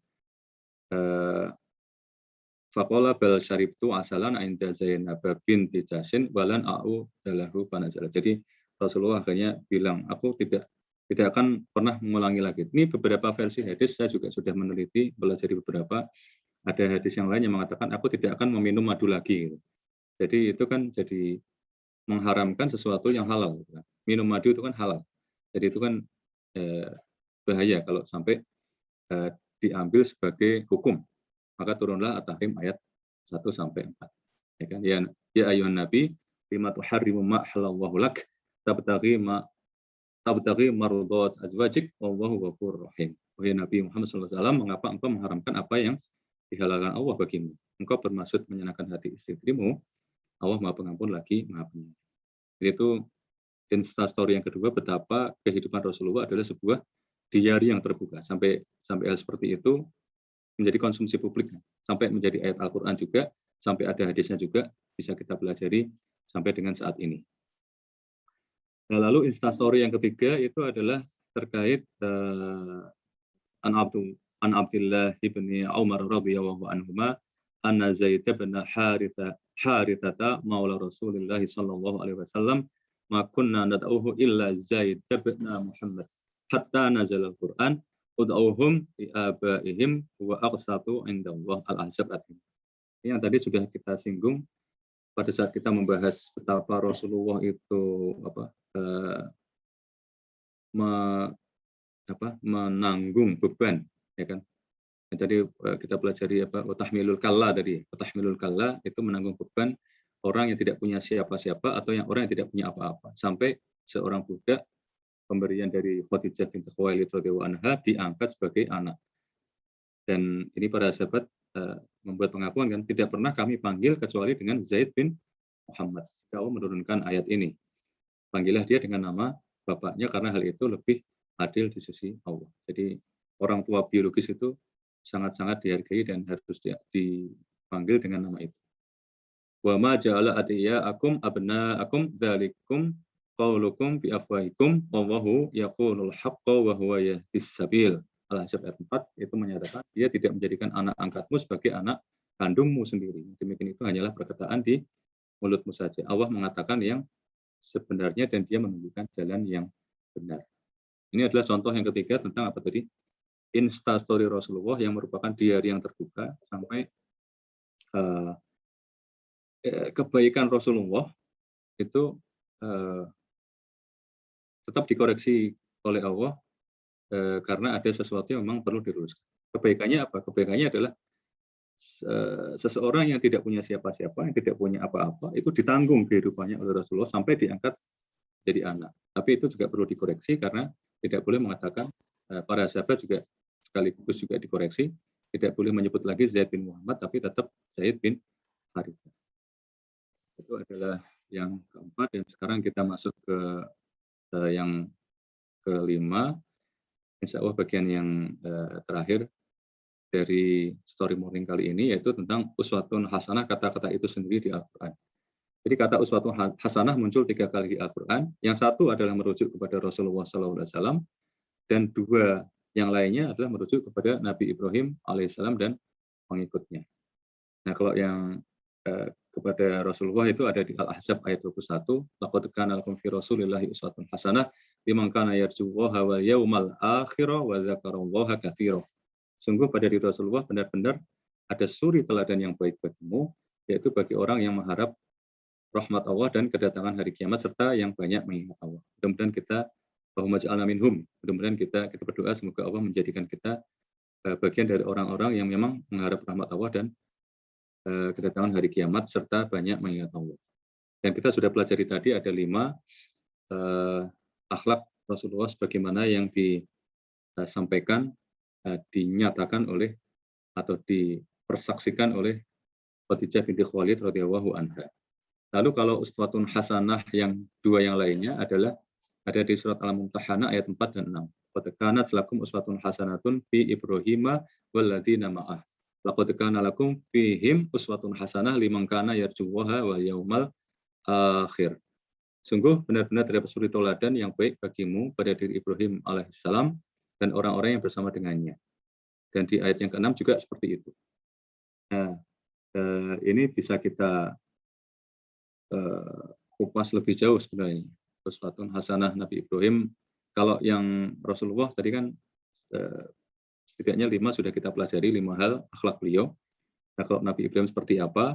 Kalau yang saya dapatkan dari tafsir Ibnu Katsir itu penjelasannya adalah seperti ini. Maka nalin nabiyyi walladzina amanu ayyastaghfiru lil musyrikina walau kanu uli qurba min ba'di ma tabayyana lahum annahum ashabul jahim wa ma kana istighfaru Ibrahim li abihi illa am mau'idatin wa'adaha iyyah falamma tabayyana lahu annahu aduwwul lillahi tabarra'a min inna Ibrahim la'awwahun halim. Ini penjelasan di tafsir Ibnu Katsir yang merujuk pada surat At-Taubah ayat 113 dan 100. Ini suratnya surat At-Taubah. Tidak ada hak bagi Nabi dan orang-orang yang beriman untuk memohonkan ampunan kepada Allah bagi orang-orang musyrik, sekalipun mereka ini kerabatnya. Setelah jelas baginya bahwa sesungguhnya mereka adalah penghuni neraka jahim.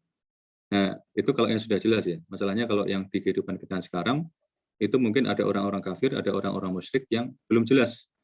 Tidak ada stempel di jidatnya misalnya. Aku adalah kafir permanen atau aku adalah musyrik permanen. Masih ada kesempatan untuk taubat. Jadi tidak bisa kita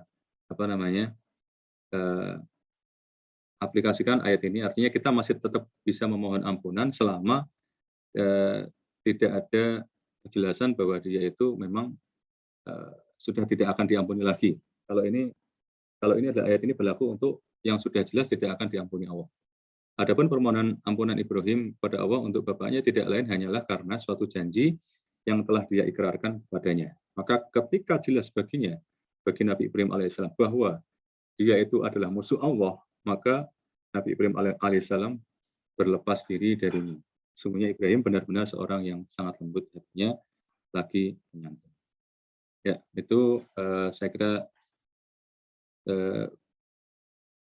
cukup dulu sampai di sini. Sebenarnya ada bonus, tapi nanti kita lanjutkan dulu dengan diskusi dan juga tambahan dari teman-teman yang lain. Kita masih ada waktu untuk diskusi. Saya kembalikan dulu ke Mbak Faizah. Silakan Mbak Faizah. Ya, terima kasih Pak Heru untuk sharingnya. Nah, teman-teman di sini jika ada yang ikutan mau sharing ataupun yang ingin ditanyakan, silakan bisa diajukan via chat ya.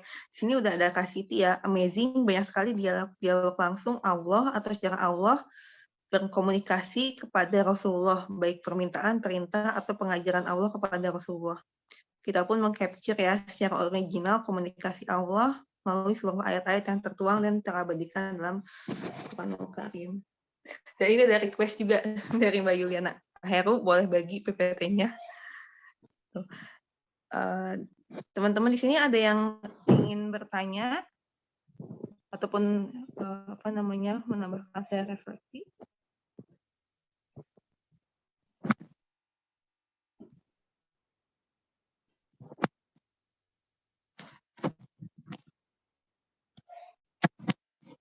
Ini mungkin pertanyaan dari saya aja Pak Heru nih. Kalau misalnya ini kan tadi dijelaskan ya suri Tauladan Rasulullah. Bagaimana sih caranya supaya kita bisa merefleksikan dalam kehidupan sehari-hari? Kadang kan udah tahu gitu ya, yang patut dicontoh itu adalah sikap-sikap Rasulullah. Tapi itu kadang kayak suka lupa ataupun kurang motivasi. Gitu. Mungkin Pak Heru ada sarankah atau misalnya motivasi refleksi gitu. Ya, terima kasih Mbak Fauzia, Mbak Fauzia, dan ini memang butuh latihan ya. Jadi mudah-mudahan kita belajar ini bisa kita pahami. Yang pertama tentu itu.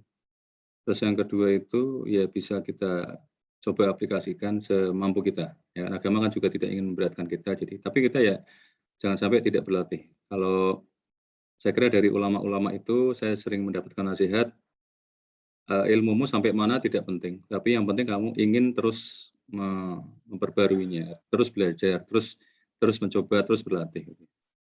Termasuk saya sendiri juga tentu karena manusia ya. Apalagi tadi kita sudah belajar, kita itu korin kita itu beda dengan korinnya Rasulullah. Jadi kita itu harus terus berpikir. Saya pernah punya bos juga, waktu saya masih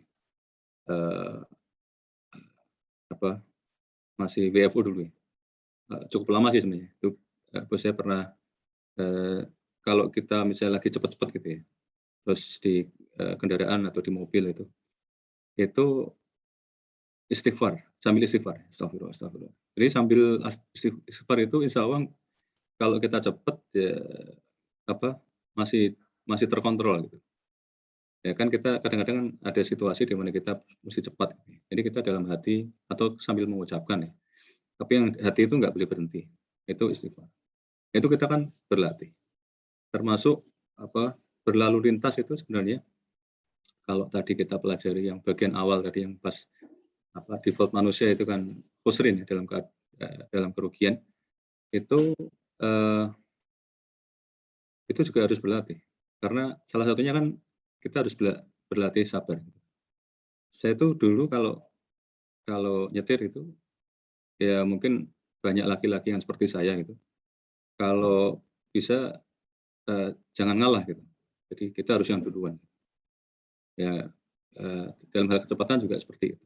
Tapi kan akhirnya lama-lama bisa berlatih, sedikit demi sedikit. Jadi akhirnya menyadari konsep infak. Infak itu kan apa yang kita miliki yang merupakan karunia Allah yang kita berikan kepada sesama. Gitu. Bisa uang, bisa juga jadi jadi host seperti Mbak Faiza ini juga infak. Insya Allah mudah-mudahan ada bahannya di sisinya. Terus sedikit waktu, sekian detik untuk orang lain itu juga infak. Jadi akhirnya saya pahami itu sebagai infak. Ya termasuk di jalan itu saya sekarang lebih sering ngalah. Istilahnya dari rumah ke tempat tujuan itu paling bedanya cuma berapa detik sih gitu kan.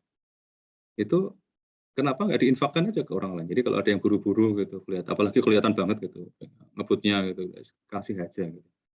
Jadi itu juga bagian dari berlatih. Ya kan? Jadi tidak gampang memang. Terus juga menghadapi masyarakat, termasuk sebenarnya ada di bonus itu sebenarnya masih saya simpan di bonus, tapi sedikit saya buka aja bahwa di masyarakat itu kan kita tidak akan lepas dari yang namanya konflik ya. Jadi umat itu terpecah dan sebagainya itu kan ada gitu. Itu kan kita nggak suka sebenarnya kan. Jadi pengennya kan bersatu gitu. Muslim bersatu padu, wah luar biasa. Tapi itu termasuk salah satu dari 3 doa. Ya, Rasulullah pernah berdoa 3 hal, 2 dikabulkan, 1 tidak dikabulkan. 1 yang tidak dikabulkan adalah perpecahan internal umat Islam.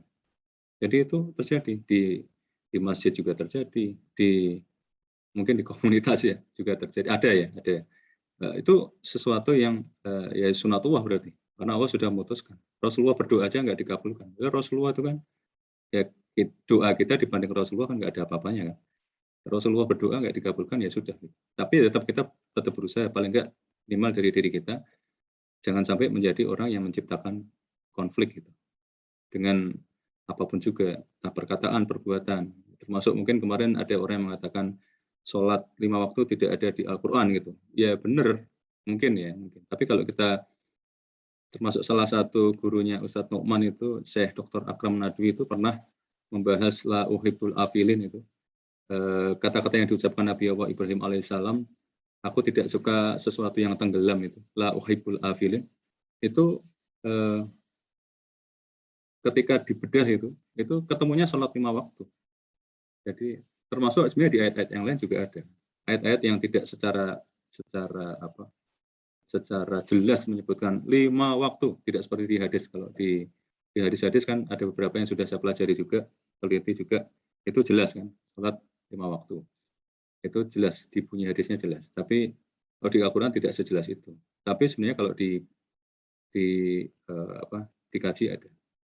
Jadi kembali lagi ke pertanyaan Mbak Fauzia ya, Faiza Fauzia, ya memang itu butuh latihan sedikit demi sedikit yang mudah-mudah dulu. Jadi latihan apapun yang kita akan bisa menulis kan apa yang sudah menjadi kelebihan kita yang mungkin tidak dimiliki oleh orang lain, terus apa yang menjadi PR kita yang mungkin orang lain gampang gitu melakukannya mudah dan sudah menjadi mother nature buat dia gitu. Tapi saya masih harus berlatih. Nah itu ya kita latihan. Jadi itu sih kalau menurut saya kita berlatih sedikit demi sedikit ya kita ngukur gitu. Terus kita berdoa sebelum tidur gitu. Ya Allah, alhamdulillah ini latihan hari ini lumayan perteguhlah ya. Seperti halnya orang yang ngafalin Quran gitu kan atau ngafalin hadis juga gitu kan. Itu kan juga butuh murojaah kan, diulang-ulang. Saya kira itu ya Mbak Faiza Fauzia. Terima kasih atas pertanyaannya. Atau mungkin kalau ada teman-teman yang mau menambahkan silakan juga. Iya, makasih Pak Heru untuk jawabannya dan juga jadi reminder juga ya. Selain bersabar gitu ya, berlatih terus, juga jangan lupa dengan berdoanya tadi, poin penting. Dan di sini tadi di komentar kolom chat, nah buat teman-teman yang ingin dapatkan materi story morning bisa join grup WA grup yang buat belum tergabung ya, dan juga Telegram bisa hubungi saya ataupun juga dengan bisa kontak Mbak Siti. Ini teman-teman ada yang mau menambahkan juga ataupun sharing refleksi? Di sini saya lihat ada Pak Hanif juga nih. Assalamualaikum Pak Hanif. Waalaikumsalam warahmatullahi wabarakatuh. Terima kasih Mbak Faiza. Iya, boleh Pak Hanif untuk refleksi sharingnya juga. Oke, luar biasa pagi ini materi yang disampaikan Bang Heru ya tentang Rasulullah ya. Nah, Rasulullah ini perspektifnya luas sekali ya. Dan sebenarnya kita mengawali pembahasan itu kan juga dari surat At-Tahrim ya, dari sebelum-sebelumnya itu kan relate ya, maksudnya berkorelasi dengan Rasulullah. Saya ingin mengambil dari sisi sudut pandang bagaimana seorang itu dicintai oleh pengikutnya gitu. Atau diikuti oleh apa yang menyebabkan seorang pemimpin gitu ya itu punya ikatan kuat dengan pengikutnya. Ada 3 aspeknya. Pertama adalah rasa takut, fear ya. Misalkan kita kalau baca sejarah Genghis Khan gitu ya, atau pokoknya pemimpin yang ngeri itu ya, itu efektif sekali itu, taat semua anak buahnya. Tapi itu muncul dari rasa takut. Ada juga pemimpin yang diikuti itu karena harapan. Dia memberikan harapan, nanti kita akan begini gitu ya. Itu mirip kalau di masa kampanye begitu ya. Nah, itu orang akan menjadi seorang menimbulkan followership ya. Karena diberikan harapan gitu. Tapi ada lagi yang lebih kuat dari itu adalah dia bisa menimbulkan cinta. Jadi kita gambarkan bagaimana kecintaan. Jadi kalau mau menikmati kepemimpinan itu lihat rasa cinta dari para pengikutnya. Kalau kecintaan pengikutnya itu dahsyat, ya, berarti itu pemimpinnya luar biasa gitu. Tapi kalau hanya karena takut, ya, anak kecil juga ditakut-takuti akan nurut gitu. Kemudian kalau karena harapan, ya, nanti PHP lagi kan, udah diikuti, ternyata dulu memberikan janji agar diikuti, kemudian menyelisihi untuk bertahan. Itu dua faktor kepemimpinan yang memang ada. Tapi kalau cinta, ya, karena lahir dari rasa cinta, dan cinta itu selalu dua arah. Seperti kalau sahabat itu, kenapa sahabat itu mulia? Karena radhiyallahu anhu wa radu anis. Allah ridho pada mereka, dan sahabat itu ridho pada Allah. Bahkan termasuk bagaimana kalau saya salah satu fragmen yang itu luar biasa. Itu pemimpin itu bukan ketika sedang ditaati, tetapi bagaimana sikap seorang pemimpin ketika sedang tidak ditaati. Dan itu pernah terjadi. Jadi Rasulullah itu pernah nggak ditaati. Dan dampaknya, damage-nya itu luar biasa. Itu saya pernah baca di surat Ali Imran ya. Wa bima rahmatin minallahi lintalahu. Dan fa bima rahmatin minallahi lintalahu kunta faddan ghalidal qalbi lang faddu min hawli. Fa'fu anhum wastaghfir lahum wasyawirhum fil amr fa idza azamta fatawakkal 'ala Allah. Itu fragmen di perang Uhud. Jadi bayangkan kalau Noman memberikan ilustrasi begini. Hari Jumat itu seorang manajer itu memberikan pada stafnya kirim penawaran senilai berapa? Triliunan rupiah begitu ya. Nanti Senin kita akan meeting begitu. Nah, ternyata udah dikirim surat, sudah dibikin suratnya gitu. Si staff itu lupa send gitu, nggak di send gitu. Emailnya nggak dikirim gitu. Sehingga di hari Senin itu terlambat sudah semuanya. Proyek nilai yang billion dolar itu hilang, hangus. Bagaimana seorang pemimpin menyikapi situasi seperti itu? Nah, Rasulullah juga sama. Jadi perang Uhud itu ada kronologisnya. Ini saya cuma ambil sisi ini ya, bagaimana Rasul itu yang nggak bisa ditandingi lah gitu. Kenapa Rasulullah disebut uswatun hasanah bagi kita. Jadi ketika pasca perang Uhud, jadi sebelum berangkat ke Uhud, Rasulullah itu kan bermusyawarah. Para veteran Badar, orang-orang tua senior itu sebagai Rasulullah, mereka cenderung di Mekah, di Madinah, tidak keluar begitu ya. Sedangkan anak muda yang girohnya itu besar gitu ya, pengen menyambut musuh di luar Madinah. Kita sambut gitu, kita akan mau berjihad gitu. Nggak taunya, ya, ketika sudah jadi musyawarah matang, kemudian di pagi hari Rasul sudah pakai baju perang. Mereka yang ngajak Nabi pergi itu, kemudian ya Nabi kita ikut aja pendapat engkau yang para sahabat senior gitu. Tapi Rasulullah menjawab, pantang seorang Nabi kalau sudah menggunakan baju perang itu membatalkan perjalanannya. Gitu. Kurang lebih begitu ya secara bahasa. Kemudian berangkat. Sepertiga pulang. Kaum munafik. Jadi sudah mulai ada tanda-tanda ini kan. Kemudian di Uhud, pasukan pemanah ini dibanti-wanti Nabi. Jangan turun. Sebelum diperintahkan. Gitu. Dan kalian harus taati pemimpin di pemanah itu. Tetapi kan pandangan mata itu suka menipu. Karena pasukan Quraisy terdesak gitu kan. Dan kaum muslimin kelihatan menang gitu kan. Namanya orang lagi gembira itu kan pengen ikut, pengen turun. Tapi satu yang tidak mereka lakukan adalah perintah Nabi tadi. Ditaati, dan Khalid ini memang seorang legendary, seorang legend lah ya. Seorang jenderal legendaris. Dia menang perang itu bahkan sebelum masuk Islam. Jadi intuisinya itu kuat gitu.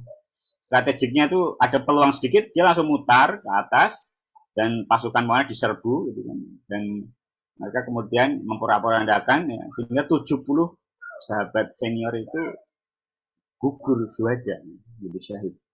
Salah satunya siapa? Paman Nabi, Hamzah bin Abdul Muthalib. Dan Hamzah ini orang yang sangat beliau cintai. Jadi bayangkan, kerugiannya bukan dolar lagi, bukan triliunan, tapi nyawa. Dan mereka pulang, ya. Mereka pulang kemudian balik. Ketika melihat Quraisy kok ngikuti lagi, Nabi kemudian balik lagi menghalau mereka. Nah, sebelum Nabi membriefing, ya, mengevaluasi peperangan, turun ayat tadi, Fabima rahmatin minallahi linta lahum. Jadi meskipun Nabi ini sudah begitu besar kasih sayangnya, di ayat itu disebutkan Fabima rahmatin minallah. Allah mengingatkan, disebabkan oleh rahmat dari Allah, engkau berlaku layyin linta lahum, sikap lunak pada mereka. Seandainya engkau bersikap kasar, keras, mereka akan berpaling. Padahal mereka ini orang sangat setia. Mereka bukan seperti Bani Israil pada Nabi Musa. Mereka dulu hijrah, ikut hijrah. Engkau perintahkan apapun mereka ikut. Mereka melakukan kesalahan itu. Dan Rasulullah meminta, Rasulullah apa? Fa'fu anhum, maafkan mereka. Dan tidak hanya dimaafkan, minta ampunkan. Astagfirullahum. Dan tidak itu aja. Wasyawirhum fil amr. Jadi kalau di perusahaan itu, kalau ada karyawan kena SP, karirnya macet udah itu. Tapi Rasulullah masih diajak mereka musyawarah, kemudian ada perusahaan penting dilibatkan gitu. Sehingga ketika ada kasus sahabat itu tertawan gitu, ditawari oleh musuh itu, mau nggak kamu digantikan sama Rasulullah? Ya, jawabannya kan powerful. Seandainya rambut Rasulullah itu atau sedikit pun menodai Rasulullah, aku nggak akan rela. Itu kepemimpinan yang mustahil bisa dicapai oleh selain Nabi. Jadi ini sisi-sisi apa namanya? Nabi kan suri tauladan semua ya. Baik suami yang monogami, poligami ada contohnya. Baik mereka jadi jenderal perang atau pedagang atau apa segala sisi aspek manusia itu ada pada kehidupan Nabi. Uswatun hasanah. Dan yang tadi disampaikan Bang Heru itu kan kesaksian dari istri. Coba bayangin kita ini, kalau istri kita ngomong tentang kita itu kadang nggak pede-pede amat ya, tapi jujur loh ya, maksudnya yang apa adanya, karena dia tahu 24 jam kita gitu kan. Nah, itu suatu kesaksian yang sangat jujur. Kemudian yang ingin saya tadi garis bawahi yang disampaikan di akhir Bang Heru ya, tentang perselisihan. Ini perbedaan sahabat gitu. Perbedaan kaum muslimin itu sudah terjadi sejak masa Nabi. Sejak sahabat itu ada khilaf. Kalau di surat Al-Ahzab ini kalau nyambung ke ini kan surat Al-Ahzab dan memang bercerita tentang perang Al-Ahzab ya, perang Khandaq. Di mana setelah kaum musyrikin kaum Quraisy pulang, Suku Dhofan pulang, Nabi itu ingin beristirahat gitu. Karena anggap perang itu lebih ke perang urat syaraf. Kemudian malaikat Jibril datang pada Nabi, "Wahai Nabi, kenapa engkau ingin beristirahat?" Padahal para malaikat itu sedang menuju ke mana? Dan Quraidah. Maka ada satu perintah Nabi setelah sholat zuhur itu, la tusalliyanal asra illa di Bani Quraidah. Janganlah kalian sholat asar kecuali di Bani Quraidah. Nah itu perintah itu. Nah, itu kan kemudian ditunjuklah Ali sebagai pemimpin. Kemudian Rasul nyusul gitu, bukan yang nggak berangkat tapi nyusul. Ada satu kondisi para sahabat terbelah menganggap perintah itu harfiah. Jadi kalau nggak sampai Quraidah jangan sholat asar. Sehingga ada sebagai riwayat yang mereka sebagian sholat asarnya itu di waktu isya. Dan ada yang memahami itu bersegera, konteksnya itu bersegera. Maka tetap bersolat di perjalanan. Maka Rasulullah tidak di pasca kejadian ini tidak menyalahkan dua istihad sahabat tentang perintah yang sama gitu. Atau contoh lain, ada dua sahabat itu nggak mendapatkan air, ya. Kemudian tayamum. Berikutnya mereka mendapatkan air, yang satu sholat lagi, yang satu enggak. Ketika dihadapkan Rasulullah, ini jawaban yang menyejukkan dan saya pikir ini perlu kita latih. Ini sunnah Nabi itu. Kalau itu masalah yang sifatnya tidak usul, ya, kita perlu berlapang dada. Jawaban Nabi begini, engkau yang tidak sholat lagi, engkau menetapi sunnah dan itu sah sholatmu. Sedangkan engkau sholat lagi, pahalamu 2 kali. Nah kan sholatnya 2 kali gitu kan. Nah itu kan cara berpikir yang mengafirmasi, menyejukkan ya. Kan ada sahabat kan ada juga yang suka minum khamr gitu ya. Ada yang suka tidak banyak tapi ada gitu. Tapi semuanya udul, semuanya adil. Ketika ada yang melaknat sahabat Nabi begitu, Nabi membelanya apa? Pembelaan Nabi sesungguhnya dia itu mencintai Allah dan Rasulnya. Atau ada pertanyaan Nabi yang seorang yang bertanya pada Nabi, wahai Nabi, kapan kiamat? Nabi tanya balik, apa yang kamu persiapkan untuk menghadapinya? Kata dia itu, saya itu nggak nyiapkan apa-apa Nabi, saya itu nggak banyak sholat, nggak banyak sodako, nggak banyak berpuasa ya. Tapi saya itu modal saya itu saya cinta engkau dan Allah dan Rasul. Nah, saya mencintai engkau gitu. Maka Nabi menjawab, anta ma'aman ahbabta. Engkau akan bersama engkau yang engkau cintai. Jadi ini satu jawaban yang menyejukkan terhadap situasi lawan bicara. Lawan bicaranya orang alim, orang sedengan gitu kan. Maka yang terakhir yang saya ingin sampaikan, kita perlu memang persatuan umat itu sulit ya. Tetapi satu hal kita jangan nambahi gitu loh. Kalau kita nggak bisa menyatukan, kita jangan mencerai-beraikan umat ini. Sehingga salah satu yang penting kalau saya pribadi begitu, di sosmed itu kan isinya tawuran online gitu kan, yang kubu ini begitu. Maka kalau saya memilih ya fokus saja, kita belajar sehingga tidak tenggelam dalam situasi yang memang fitrahnya begitu. Dan umat ini ya, survive dengan situasi yang tidak ideal, tapi semoga dengan fadilah Nabi itu kita termasuk anta ma'aman. Terima kasih atas waktunya. Assalamualaikum warahmatullahi wabarakatuh. Waalaikumsalam warahmatullahi wabarakatuh. Makasih Pak Hanif untuk tadi ya tambahannya, refleksinya juga. Dan di sini sudah ada juga yang raise hand. Ada Pak Hafni Muhtar ya. Silakan Pak Hafni. Ibu Hafni. Ibu Hafni. Maaf Bu Hafni. Silakan Bu Hafni, bisa ada refleksi ataupun sharing. Assalamualaikum warahmatullahi wabarakatuh. Terima kasih Mbak Faiza.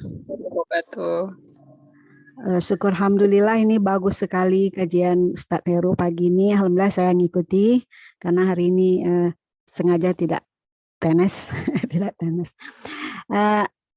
Mengenai karin itu tadi yang defaultnya manusia itu kan ada karin itu ya yang membisik-bisikkan yang ada di hati kita yang selalu mendorong-dorong kepada supaya kita melakukan kesalahan sehingga itu sulit kita kendalikan kecuali yang mendampingi Rasulullah. Itu saya pernah mendengar penjelasan juga terjemahan dari surat Kahf yaitu ayat 27. Jadi kalau kita ingat surat Kahf ayat 27 itu terjemahannya di Al-Quran saya, Karin itu nanti akan berkata, ya Tuhan kami, aku tidak menyesatkannya, tetapi dialah yang hanyut, jauh dalam kesesatan. Jadi saya bersyukur sekali bisa hadir pagi ini di majelis ini, sehingga lebih dalam lagi dapat bahwa kita harus melawan bisikan hati kita sendiri. Karena Karin itu tidak terkendali, menurut kita berbuat baik, ternyata dibisik-bisikin Karin, yuk sebut-sebut, itu kan kebaikanmu, ayo bangga-banggakan, begitu. Atau kita mau buat baik, enggak usahlah, itu kan orang kaya, enggak usah ditolong, misalnya gitu. Atau itu kan orang pintar, ya kebetulan kami masuk grup, ya ada orang-orang pintar di situlah gitu. Jadi mereka semuanya pintar agama, sementara kami tidak berilmu di situ dalam agama gitu. Tapi ada sesuatu yang didapat dari Ustadz Nurman ingin disampaikan, mestinya mungkin disampaikan saja ya. Seperti Ustadz Heru bilang tadi, balighu anni walau ayah itu sikap Rasulullah. Tapi itu ada bisikan, nggak usah lah itu di grup ini kan profesor-profesor, dokter-dokter, kamu Hafni siapa gitu. Ada bisikan seperti itu. Nah, padahal nanti yang saya ingin sampaikan adalah mungkin bonus-bonus dari Ustadz Heru nanti ya gimana itu melawan bisikan-bisikan itu, tapi sebenarnya sadar juga dengan surat Kaf ayat 27 ini, surat ke-50 ayat 27 ya. Nanti tidak bertanggung jawab ternyata. Karin yang bisik-bisikan kita yang secara tidak terkendali itu, mereka berlepas tangan sama kayak setan yang berpidato setelah semuanya masuk-masuk neraka itu, wah saya berlepas tangan, saya sendiri tidak bisa membantu saya. Ternyata Karin tidak jauh dari setan itu ya, setan juga ya, nama setan juga mungkin ya Ustadz ya itu. Jadi kalau saya itu baca surat Kaf itu ya keluar juga air mata karena waduh nanti tidak ada yang membela kita ya, tidak ada yang membela kita kalau kita tidak sadar dari sekarang bahwa banyak sekali yang membisik-bisikkan di hati kita, kita mau buat baik, ada yang bisikkan, enggak usahlah, itu kan orang pintar. Kalau kita mau donasi atau apa, enggak usahlah, itu kan organisasi yang kuat gitu. Nah, terus kalau kita mau buat salah, ya didorong-dorong mungkin sama yang Karin ini. Ya itu aja mungkin ya bonus-bonus dari Pak Heru bisa membuat kita lebih waspada lagi terhadap Karin nanti yang pada waktunya di hari penghakiman nanti itu justru berlepas tangan gitu. Dia jelas-jelas bilang di sini, aku tidak menyesatkannya. Jadi, tetapi dialah, berarti kita sendiri ya, yang hanyut dalam kesesatan. Nah, itu. Terima kasih, mohon maaf mungkin tidak terlalu nyambung, tapi ya perasaan hati aja ngikuti dari pagi tadi, alhamdulillah. Makasih sekali lagi Ustadz Heru, semuanya, Mbak Faizah, Mbak Siti. Assalamualaikum warahmatullahi wabarakatuh. Waalaikumsalam warahmatullahi wabarakatuh. Bu Hafni, terima kasih untuk refleksinya ini job buat kita bersama nih. Apa namanya, jadi pengingat juga ya untuk tidak mendengarkan bisikan-bisikan. Dan di sini kita langsung undang kembali Pak Heru ya, untuk mungkin ada tanggapan juga, tadi ada tambahannya dari Pak Hanif dan juga Bu Hafni, dan juga jika ada closing statement, nasihat penutup dari Pak Heru.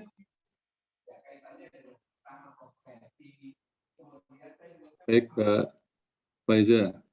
Terima kasih Kang Hanif, Bu Hafni juga, alhamdulillah ini menambah kaya semuanya wawasan kita. Jadi ini menarik, pentingnya kita saling berbagi, saling sharing mutiara yang sudah pernah kita pelajari. Kalau yang dari Bang Hanif itu tadi ini menarik juga ya, yang sharing mungkin akar katanya mirip-mirip nih, Kang Hanif sama Bu Hafni. Hanif sama Hafni. Kalau Kang Hanif itu tadi yang diceritakan yang di perang Uhud yang Fabima rahmati minallahi lintalahum itu Ustadz Nu'man benar-benar membawakannya pada saat beliau ke sini kan. Beliau kan pernah di Indonesia di Jakarta dua kali sholat Jumat ya kan. Satu di Telkom, satu di Indosat kalau nggak salah. Nah ini di salah satu itu khotbah Jumatnya saya alhamdulillah berkesempatan mengikutinya. Dan yang dibawakan ya ini, dan yang luar biasa itu kan sebenarnya ketika tadi Kang Hanif menceritakan analogi seorang karyawan yang sudah berbuat kesalahan gitu ya, tidak mengirimkan proposal, terus di meetingnya jadi kacau balau gitu, sama saja dengan sahabat yang diperintahkan untuk menjaga bukit tapi malah turun gitu, dan akhirnya Rasulullah juga terluka parah sampai tembus gigi dan sebagainya, ya parah lah ya apa yang dialami Rasulullah itu kan. Kalau Ustadz Nu'man pada saat khutbah Jumat itu di Jakarta waktu itu, saya lupa ya tepatnya di mana ya, kalau nggak salah di Masjid Telkom kalau nggak salah.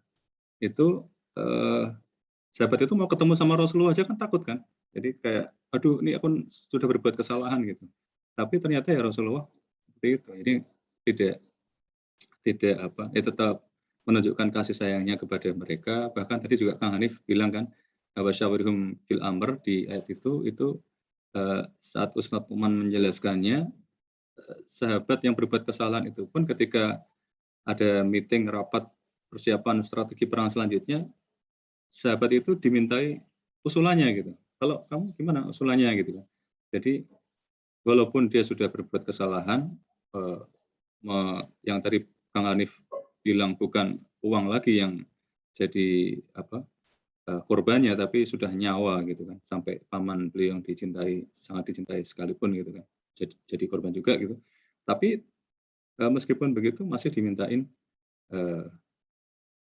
pendapatnya, usulannya tentang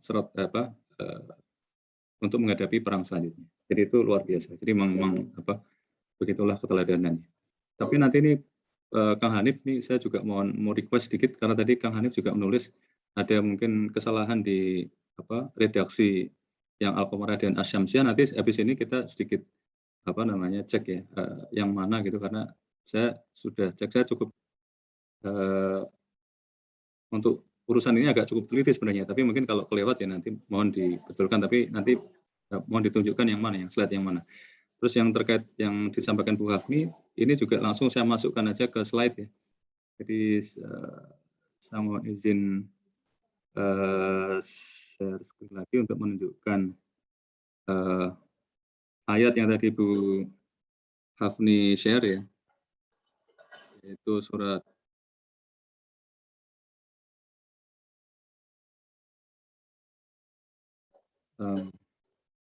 ini sudah kelihatan ya?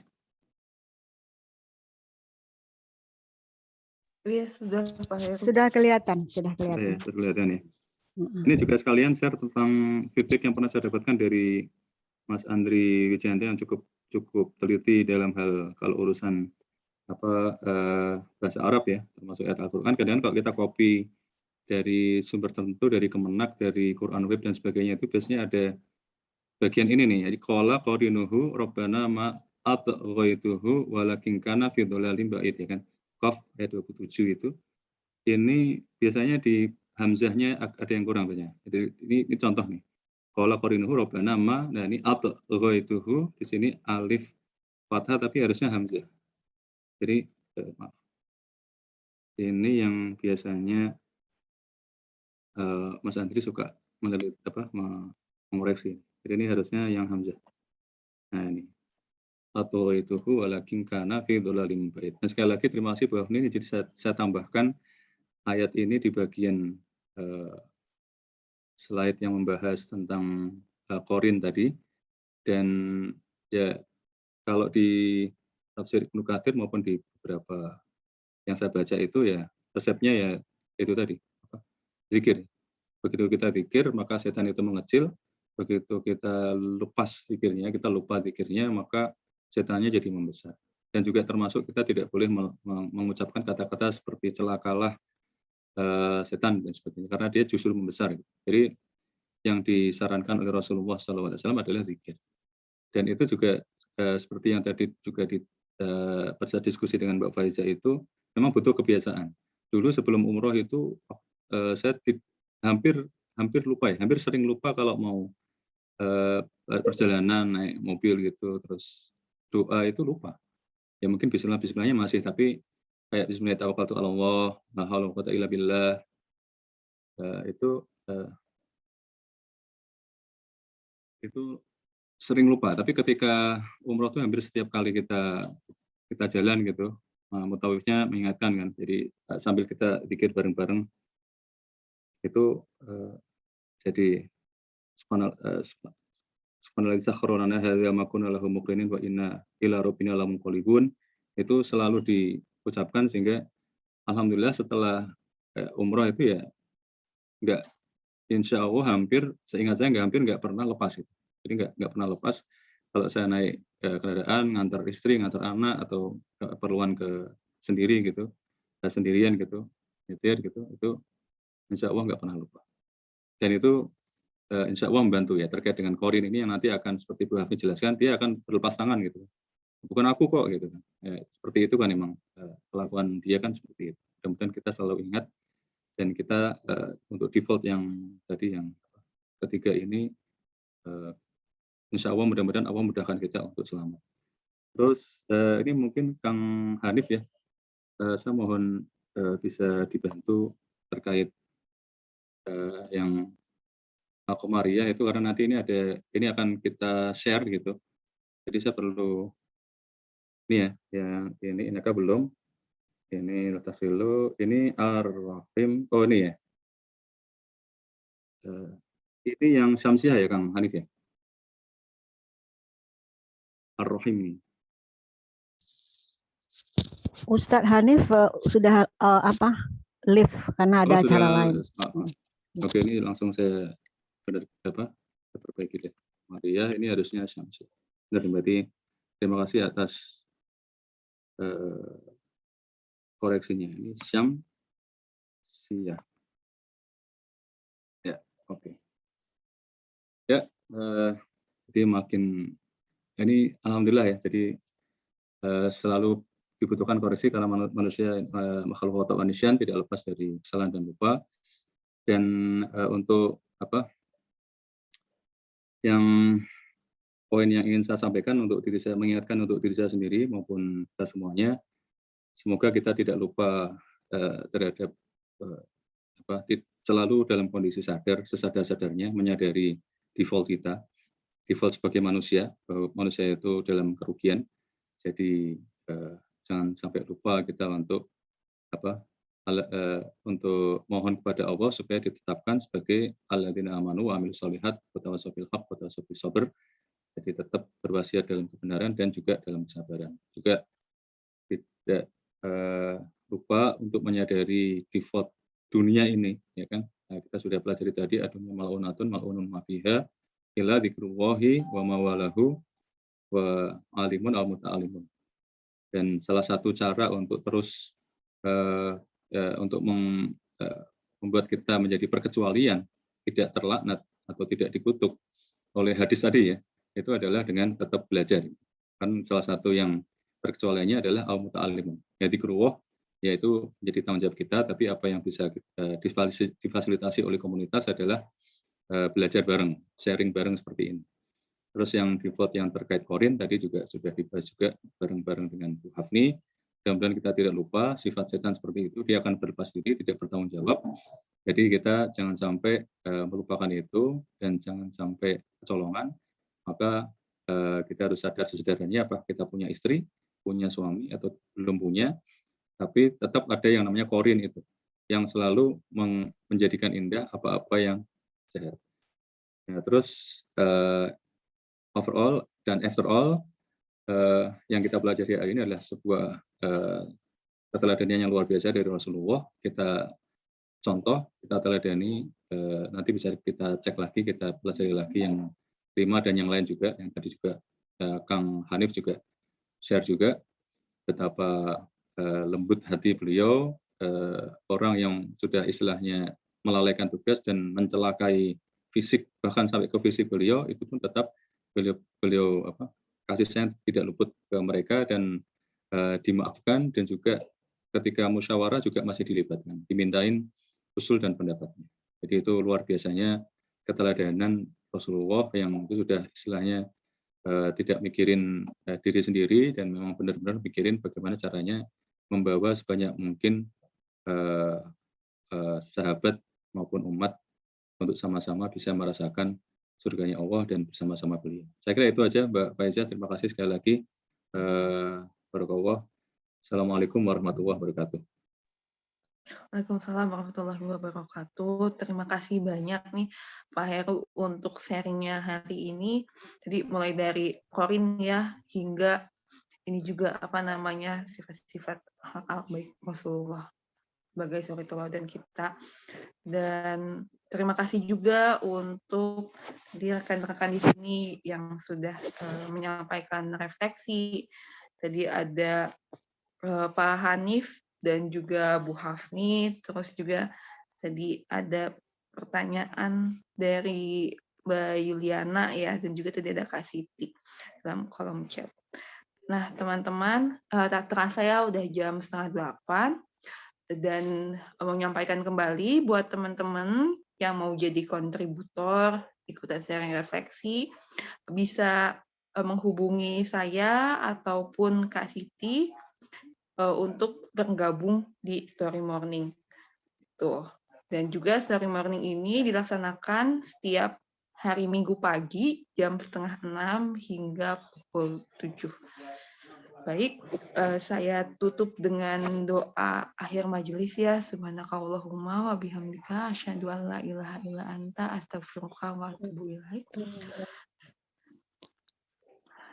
Semoga ilmu yang kita dapat di pagi ini ya menjadi bekal dan juga kita dapat mengamalkannya untuk tadi ya tidak kalah sama Korin tadi pesannya Bu Hafni, jangan mendengarkan bisikannya, jangan mau kalah gitu. Baik, assalamualaikum warahmatullahi wabarakatuh teman-teman semuanya. Insya Allah kita bertemu lagi di pekan depan. Waalaikumsalam warahmatullahi wabarakatuh. Terima kasih Mbak Faizah dan semua tim. Jazakumullah khairan untuk Terima Pak kasih Heru semuanya. dan juga Assalamualaikum. Asiti.